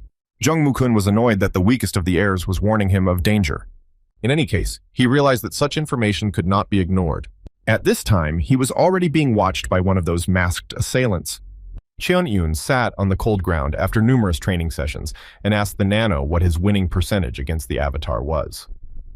When the guy heard the 60% answer, he realized he couldn't keep his promise and completely overpower his opponent's simulation. Nano began to say that practically, the skills and perfection of the master's positions had improved greatly. The guy asked if his nano was thus pitying him, to which he heard that it was purely an analysis of the available data. Cheon was about to return to the dormitory when he heard some strange noise. He became alert, and listening to the source of the sound, ran in the right direction. At some point, the guy stopped and realized it was definitely the sound of a struggle. Cheon quickly navigated the terrain and took the right path to the scene. He definitely saw some cadet, but he didn't realize who it was because of the pitch darkness. After a few seconds, the guy noticed someone's unconscious body on the ground. The young gentleman used the nanomachine to activate the night vision mode on his eyes. After scanning the movements of the unknown in the darkness, he realized that Jung Moo-kum had been attacked by an unknown masked man. It turned out to be the Creek clan heir standing next to the unknown person. The assailant was wearing a mask, making it impossible to see anything, but Nano managed to scan him well. Cheon got in just midway through the battle and noticed the unknown man continuing to attack Jung Moo-kum. The prince tried to dodge all sorts of blows, trying to avoid serious injuries and wounds. Cheon quickly assessed the situation and realized that since the unknown could attack even this guy so easily, he shouldn't underestimate him. Unfortunately, the unknown person's mask made it impossible for anyone, even the prince himself, to recognize him. He flew in a counterattack on his opponent and didn't notice when he took a brutal hit on his knee. Upon landing, the guy felt a sharp pain to the point of sparks in his eyes and realized that this was the end of his defense. At that time, the unknown masked man wasn't about to stop and was only gaining momentum. It was noticeable that the assailant wanted to do everything to bring his case to a cherished end. As much as Cheon wanted to help Jung Moo-kum, he just couldn't let his group leader get hurt the day before the test. He took advantage of the surprise moment and called out loudly to the unknown masked man. He managed to get his attention and turn the attack to his side. Cheon only did so because he was confident, and because of his increased strength and the surprise effect, he would strike first. This made the unidentified masked man fly back a few meters as a defense. Cheon realized that this guy's quick reaction time only indicated a high level of fighting skills. The masked unknown man looked menacingly at the two boys and realized that today's plan had failed. He pushed off powerfully a moment later and scrambled away from the place. Cheon-eun looked after him and thought he shouldn't pursue him. He next turned to the heir of the Stream clan and inquired if he was all right. Jung Moo-kum started shouting that he wouldn't accept help from a filthy bastard like this, but he had no choice. So in just a few minutes, they were both in the dormitory. At that moment, the guys in the room were shocked by the picture they saw. Cheon stood in the doorway with an unconscious Ja-hyun lying briefly on his shoulders and Jung Moo-kum dragging himself under his arm. Everyone immediately rushed to ask what happened, but Cheon asked them to take care of them quickly and then set up an interrogation. Hobon immediately ran up to the 7th prince and began to ask if his lord was injured. The young master asked Nano to scan Jaheng's wounds and let him know if he would be okay. Nano immediately informed me that this guy had a sword wound that needed to be stitched up after disinfection to make everything okay. Suddenly, he heard someone shouting that the Creek clan heir was bleeding. At that moment, Cheon realized that he had completely forgotten about his prince because of Ja-hyun, noticing the excessive pallor on his face. He immediately shouted to Hobon to call for their instructor. After a while, Jung Koo-moon's wound was cleaned, disinfected, and stitched up. The instructor reported that he has now administered first aid. Everyone heard something else in the mentor's voice, and he wanted to hide from them, but he couldn't. The instructor reported with great regret that Jung Moo-kum would not be able to walk normally for a while. The Creek clan prince was infinitely angry at the masked guy's attacker, who had robbed him of his most precious possession. The The team members began to panic, as tomorrow was already a test, and their leader couldn't walk. Suddenly, the instructor abruptly picked Jung Koo-moon off the bed and asked everyone to calm down. He indicated he would take him to the infirmary right now, and they would discuss everything later. Still, Cheon stopped him, saying that they had another casualty. Hobong asked to carry him to the infirmary, but the seventh prince told him to rest as he would do it himself. Cheon-eun hoisted Ja-hyun onto his shoulders and ran to catch up with the instructor. He asked him to wait as he carried another casualty to the infirmary. The mentor said with a smile that the boy would follow him. Cheon asked if he had purposely ignored the second victim to make it so, and he received an affirmative answer. The boy suddenly wanted to know why, but the tutor said there wasn't one because there was a test tomorrow. Once they reached the main academy building where the infirmary was, the mentor took the second injured man on his other shoulder. He urged the lad to return to the hostel as it was too late. Cheon immediately nodded in agreement and headed back to the room to rest. Suddenly he stopped and thought about what had happened that day. He thought that this could have been one of the opposing team's dirty tricks to pass tomorrow's test. He was well aware that no one would be able to find out who was hiding under the mask, so he didn't even get his hands dirty. At that moment, the young gentleman noticed a flock of ants on the ground at his feet. He drew the analogy of ants banding together to destroy the strongest of them without suffering severe losses. This episode reminded him of what had happened in their dormitory between groups. Cheon figured that's what the instructors and bodyguards were trying to accomplish by turning the opposing teams against each other. It was as if they allowed them to choose the best tactics to pass the test.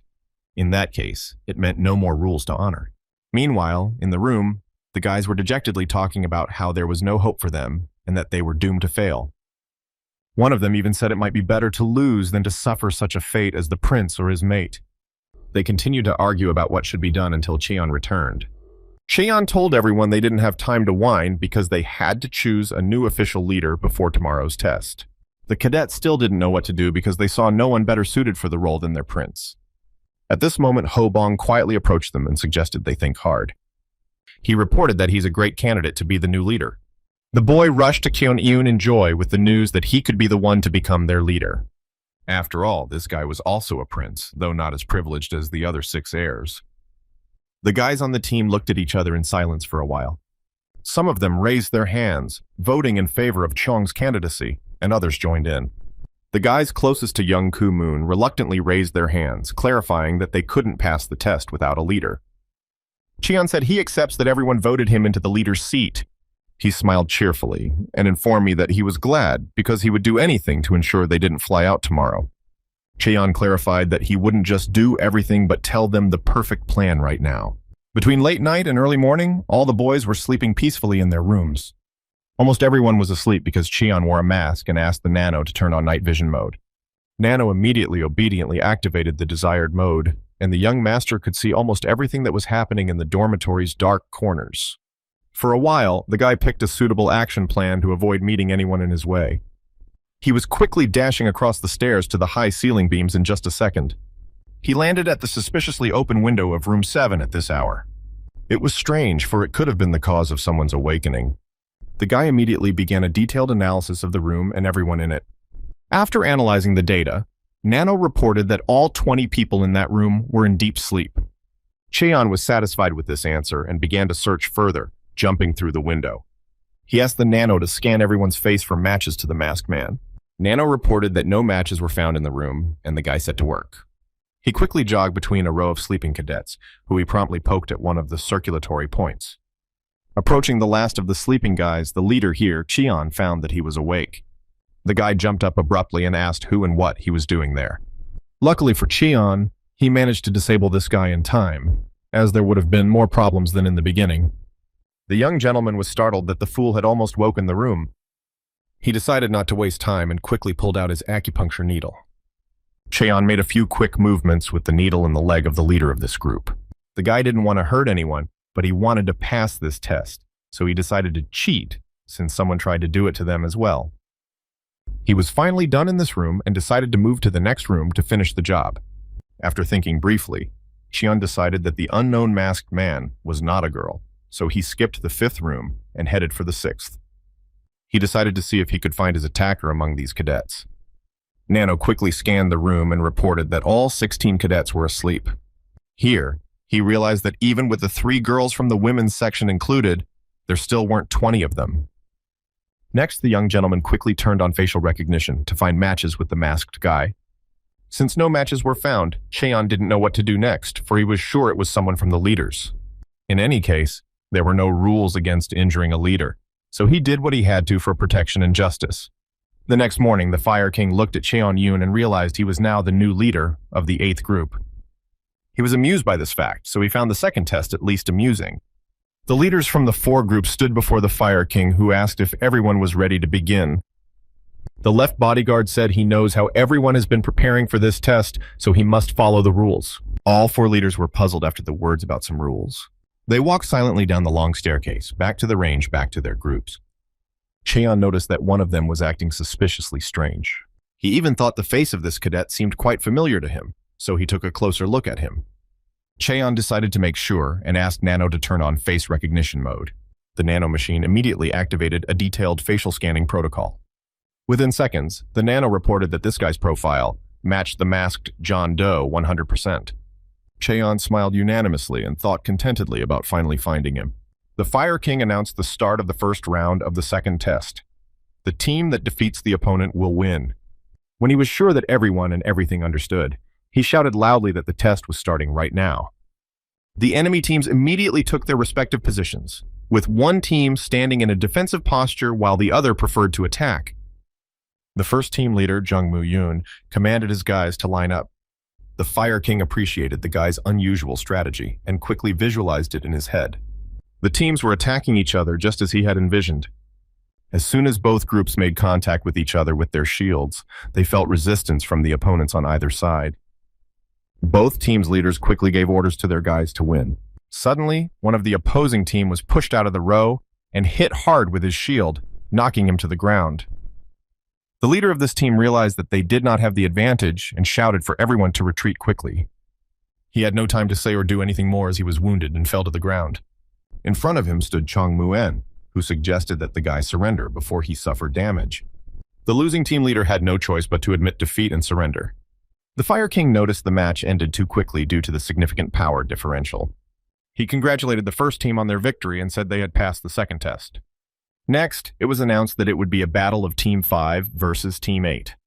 Cheon was glad it was finally their turn, but noticed the consternation on the other guys' faces. He realized he urgently needed to cheer them up, so he started talking to them. Cheon tried reassuring them and said that things are changing quickly here, so they better focus on that. The guy reminded them they had to pass this test, or they would be expelled from the Demon Academy. Cheon solemnly declared that he wanted to become the strongest in the history of this academy. He then turned to the guys and asked if they didn't want to be the same, clarifying that they just couldn't lose today. Cheon raised his sword and told everyone to shout that victory would be theirs, which the guys did. The Fire King noticed how this kid boosted the team's morale, but was sure it wasn't enough to win. He was curious whether this illegitimate prince would become a victim or a hunter. It was announced that the team that defeated the opponent won and passed the second test. Jungwon Ryu, the leader of the 5th team, was not prepared for this turn of events, as she was hoping to fight Jungmoo Kum. She hated the mere thought of having to fight this low-blooded brat without a Neon, but she wasn't about to give in to him and hold herself back. The Sound Clan heiress loudly commanded her bandfellows to immediately attack. Cheon immediately commanded the Nano machine to activate the training battle mode. Nano turned on the scanner in training battle mode in a second to scan and analyze all of the opposing team's movements. Cheon responded to the 5th group leader's command by telling his guys to stay seated. The heiress of the Sound Clan asked the cadets to quickly line up in 2 rows for the offensive. Nano informed the master that the leader of the 5th group had changed formation, and they were now preparing for a spear attack. Cheon replied to Nano that he thought so because the heirs of the 6 clans were willing to do anything to avoid fighting him further. He quickly realized his team would lose if they stayed in the same positions and attacked head-on. At this point, the guy loudly and clearly commanded the guys to immediately change the formation to a 6th formation. In just a moment, all the guys had already regrouped and were getting ready to attack. The Fire King noticed the new line formation of the 8th group and didn't understand why such a stupid decision had to be made.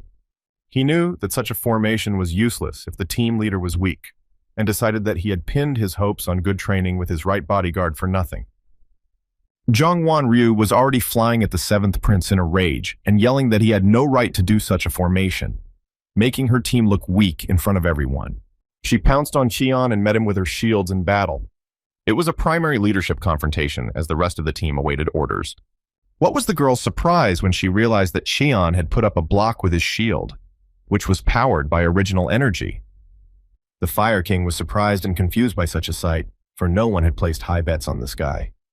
Only one Cheon Yun knew for sure that, thanks to absorbing the healing dragon stone, Nano, and Sabmi's training, he had much higher Nigan than this girl. He smiled contentedly, for he was calm and confident that everything was going according to plan. After colliding shields with the opponent's leader, Jungwon Ryu realized that her team's formation would be quickly destroyed if it continued like this. The girl could not understand how it was suddenly and when this bastard became so strong. A second later, the Sound Clan heiress left the battlefield as she realized she was forced to retreat. She ran ahead of her team and yelled for them to quickly regroup for the first formation. Nano reported the tactics for the first formation, and Cheon ordered his guys to regroup for the third formation. The leader of the fifth clan heard something and stopped to see if she had gotten it right. Jungwon Ryu smirked contentedly and cheered again, for she was sure such a formation was not for them. The girl knew that the opponents would not be able to defeat them in the same way the first group used to win. She knew that Cheon wouldn't be able to go against her attack even with her Negong, so she shouted to her guys to change formation to sixth. Jungwon Ryu was sure that, with this tactic, the eighth group would be unable to move freely because of their friends on the other side. That was why she figured Cheon's movements would also be restricted. Still, she was surprised at his foolish decision to attack her head-on. On the other hand, Cheon was not only confident in his abilities, but also knew exactly how this fight would turn out. He ran to attack and started performing tricks on his way, scaring the heiress of the Sound Clan. The girl noticed that the other members of the eighth group had also moved towards her team and didn't realize what was happening. After a few seconds, she realized that her opponents were changing their formation on the fly. There was nothing to do, so Jungwon Ryu ordered her guys not to panic and to fight. Cheon commanded them to change their formation back to the second group as they approached the fifth group. Jungwon Ryu was visibly intimidated by Cheon's tactics and didn't know what to do against the second formation. She only quickly warned her boys to be careful of the coming attack. The cadets from the fifth team started yelling at each other that their opponents were attacking them from the back and from different sides simultaneously. The girl was about to explode with rage at the actions of the opposing team and her boys. Within a moment, all the members of the eighth team were standing in one even row. To be more precise, it wasn't really a row, but a circle because Kaon's tactics and strategy helped them surround the fifth team in seconds.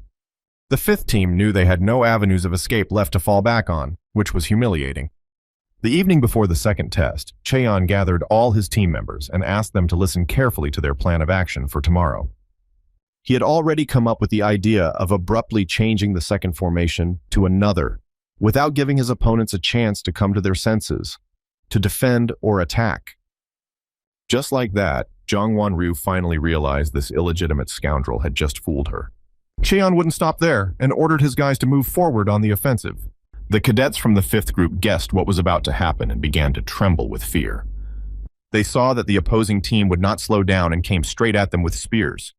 This was the final straw for the fifth team to make an independent decision without their leader's admonitions and orders.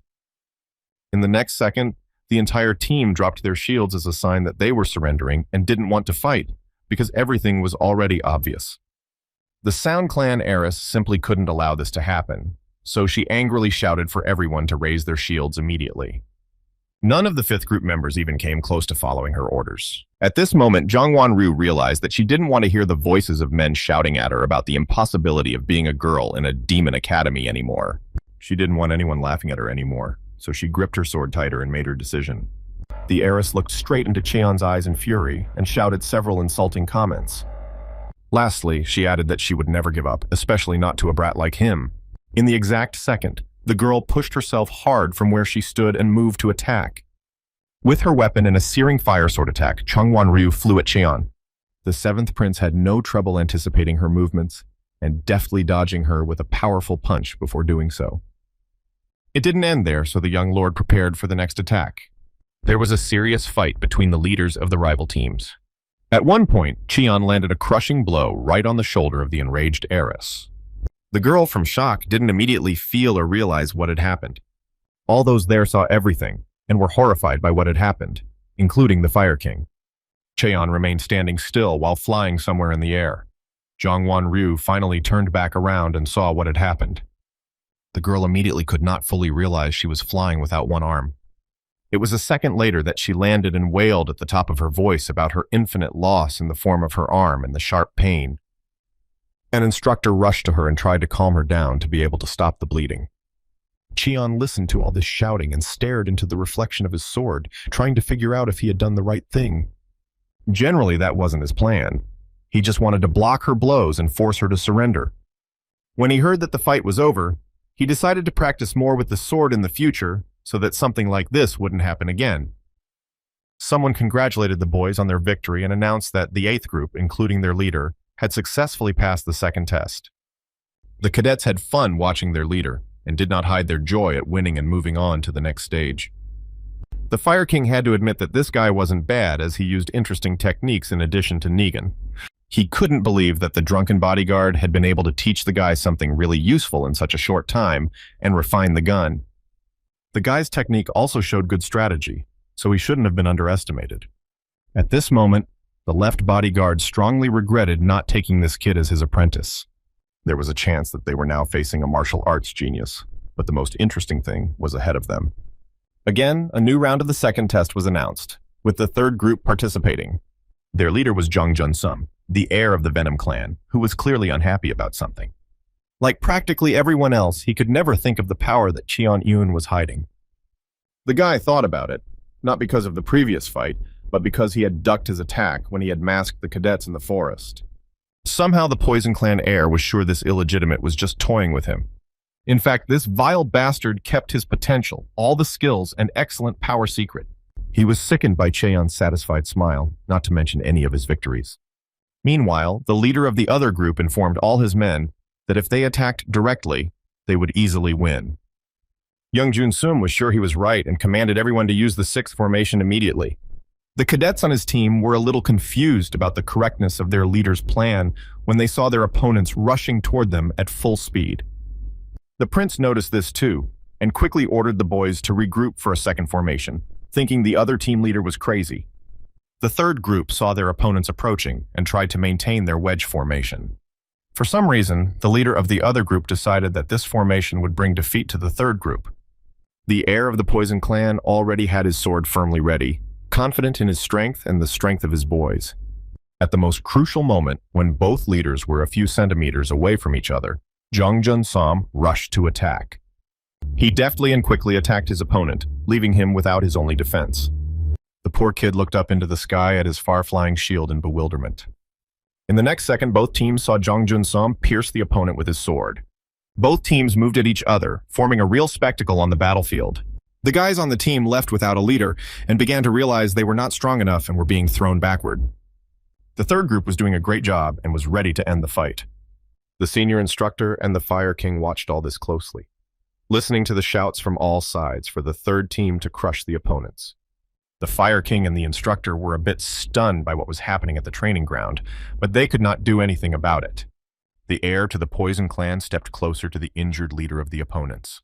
Jung Jun-sum stood triumphantly and solemnly above the cadet, showing his superiority with his entire appearance. At this point, he turned his gaze with no small amount of fury on another guy. It turned out to be Cheon Yoon, the prince of the Poison Clan, who had big bloody plans. Cheon was quite intelligent, and quickly guessed he had a new annoying enemy. Still, even that fact would not matter today. After a while, another team victory was announced, and the action moved to the main hallway of the senior building. The faculty office was on the 1st floor of the building, where almost all of the instructors were already present.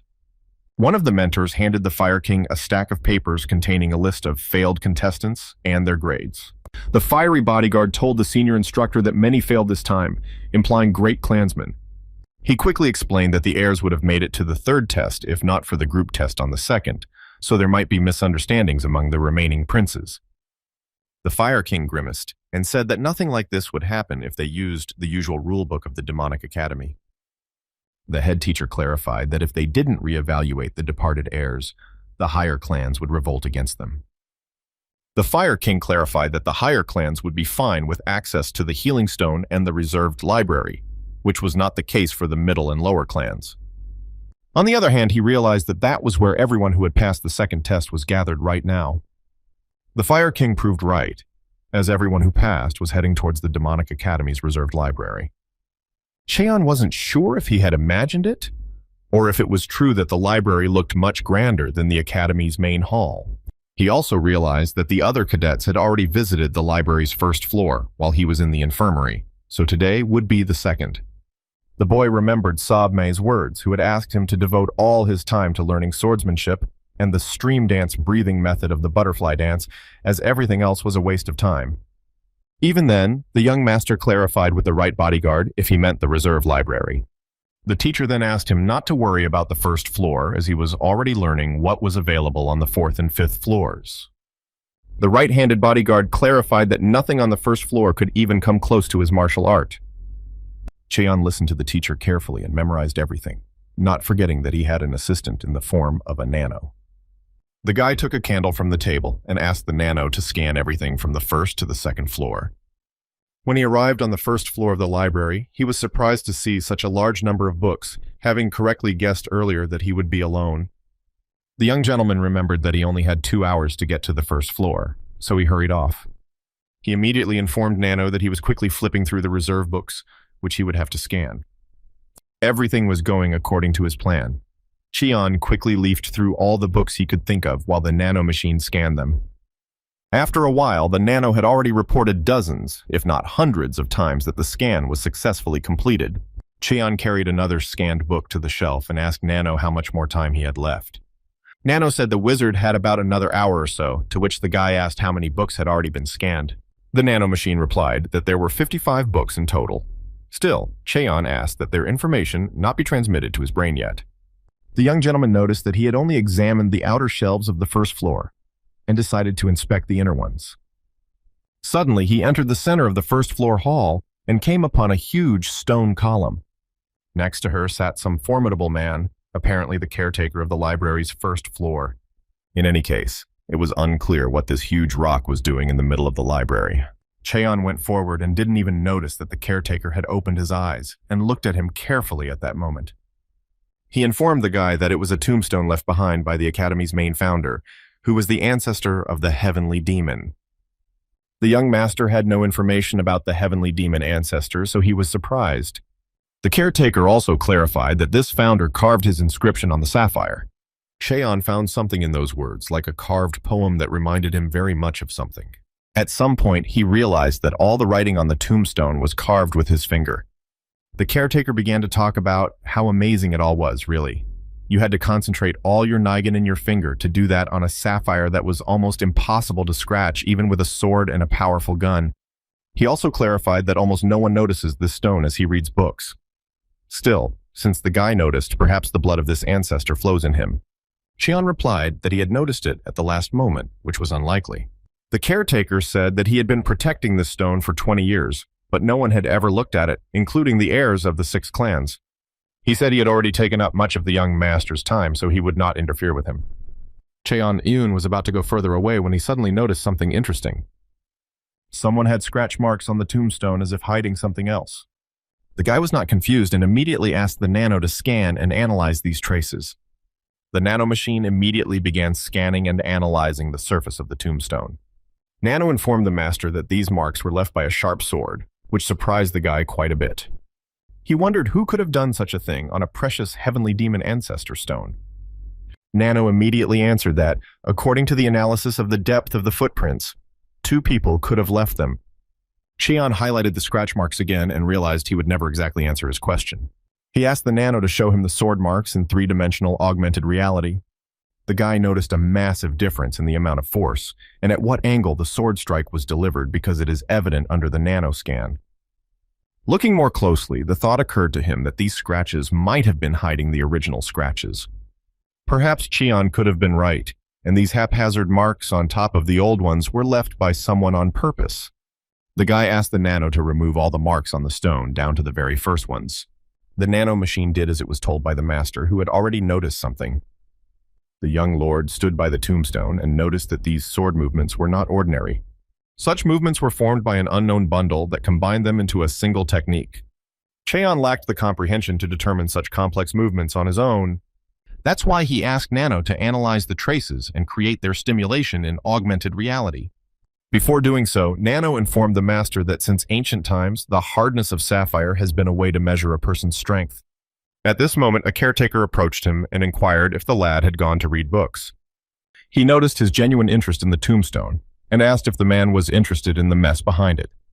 The caretaker added that it was pretty unfortunate, for there were rumors of the heavenly demon ancestor leaving his epiphany in sword technique here. He also preceded the boy with a question and answered that none of them knew who had done the outrage. Most likely, these people wanted to be the only ones who could capitalize on their ancestors' legacy. Cheon couldn't believe those scratch marks could be someone's act of vandalism. Finally, the caretaker decided to leave and said it was time for him to make his rounds in the library. Nano had just informed the master that the hardness of sapphire could be measured if you simply put the palm of your hand against it.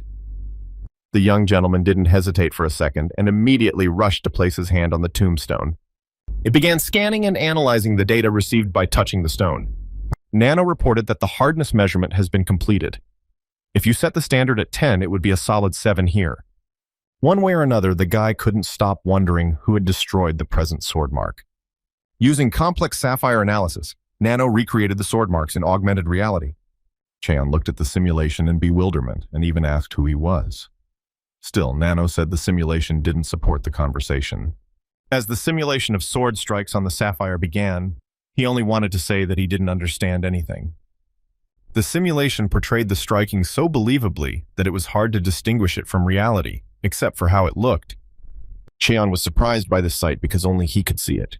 The simulation quickly, motion by motion, exactly replicated all the scratch marks. The young gentleman couldn't tell whether it was one solid movement or several. Nano finished putting all the bindings together and said that according to their martial arts, it was all one movement. The guy couldn't believe it, as even the butterfly technique consisted of 8 bindings. Mastering the technique itself was very difficult for him, and perfecting it took him about half a year. It turned out that it wasn't even close to what a person had done here. Cheon didn't even expect to find such valuable knowledge on the library's first floor and encounter a unique opportunity, so he asked Nano to save this movement quickly for later. He considered how he could have missed such a treasure because of the haphazard tracks above, but luckily, he was craftier. Cheon was also perfectly aware that he was the only one who had gotten this move, so he was eternally grateful. Nano reported that 45 intertwining movements were found after removing the surface traces. The young master was unprepared for this after learning of the single initial movement. The movement analysis also showed that all these footprints were carved at different times. That's why the guy decided these marks weren't made to cover up the original marks. The guy asked to create a nano-augmented simulation in order of sword movement, starting with the first one. Cheon scrutinized each of them until the 45th movement of the simulation. He noticed that all these movements were becoming more and more perfect each time. Nano finally finished playing the simulation in augmented reality. Cheon felt squeezed like a lemon as he watched everything happening. He asked Nano to copy the originally saved sword movement and the 45 following ones immediately afterward to present as an augmented reality battle. The nano machine quickly analyzed the 2 swords and recreated both simulations. Next, the augmented reality battle mode between the 2 simulations was activated. The simulations immediately rushed to attack each other, dodging mutual blows with lightning speed. The young lord scrutinized their strength and skills to catch something in common. He quickly noticed one thing and guessed that the movement had simplified. The first movement at the beginning had seemed perfect to him in contrast to the others, but now he could clearly see that it was not at all an attempt to eliminate the original movements. Cheon quickly found the caretaker and asked if a sapphire tombstone was still on some library floor. The man wasn't exactly sure, as he only worked on the first floor, but replied that there should be one on every floor. That was what Cheon was thinking about when he guessed that the 45 sword marks were a record of the long process of simplifying the original movements. The boy thanked the caretaker for the conversation and went to the second floor of the reserve library. Cheon was glad the guys on the second floor weren't done yet, as this floor was given 3 hours, not 2. The boy looked around carefully at everyone sitting in the library, reading something. Among everyone, he noticed the only one here of the heirs, Zhang Yuchang from the Blade clan, as everyone else was too confident in their family's martial arts. Cheon immediately realized that this guy wasn't as easy as the rest of them and that he was someone to watch out for in the future. He quickly flashed past everyone in search of the proper tombstone and decided to examine the back of it. As soon as Cheon walked around the tombstone, he rejoiced that he was right. The surface of this stone was covered entirely with sword marks, so the guy asked Nano to do the same thing as on the first floor. Nano reported sword marks from the first floor here, but the first movement consisted of 24 bundles. On the other hand, the second man's footprints consisted of 56 movements that looked like some kind of study. Cheon wanted to check things out right away. Still, it was a bit difficult due to the number of people around, so he just asked the Nano to highlight and memorize the sword movements. The guy got 4 incomparable moves and couldn't wait to translate them to his brain already. After a while, the 7th prince aroused the other boys' morbid interest by his actions. They looked at Cheon increasingly and tried to figure out what he was doing after all. They didn't understand the meaning of what was written, even when they read every word, and Cheon just flipped through book after book. At some point, the cadets realized that they only had an hour left, so there was no point in paying attention to the bastard and his illogical actions. Meanwhile, Cheon continued to scan book after book with an evasive smile. After a while, the heir to the Blade clan couldn't help but peek at Cheon, or at how the guy had just picked up and flipped through book after book without reading a single word. Young Yu-chan guessed that everything with this boy is not as simple as it seems at first glance.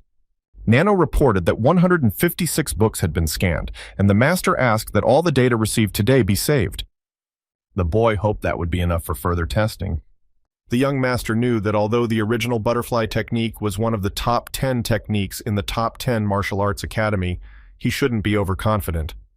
To achieve mastery in martial arts, one must practice the movement of a binder hundreds or thousands of times. The most important part of this continued to be the lessons learned. Sobmen always told Cheon that he had to endure many hardships and battles with enemies to understand martial arts. All the guy had to do was try to use augmented reality for various experiences. Cheon finally finished everything and ran out of the library, where he was told at the entrance that he was just in time before time ran out. The secretary put him in a special register for marking and told him he could go. Lastly, he reported that someone asked when the 7th prince would be coming out. The guy wanted to check more with this secretary, but said he didn't know anything else. The thought crept into his head that someone might be waiting for him, though that wasn't the most important thing right now.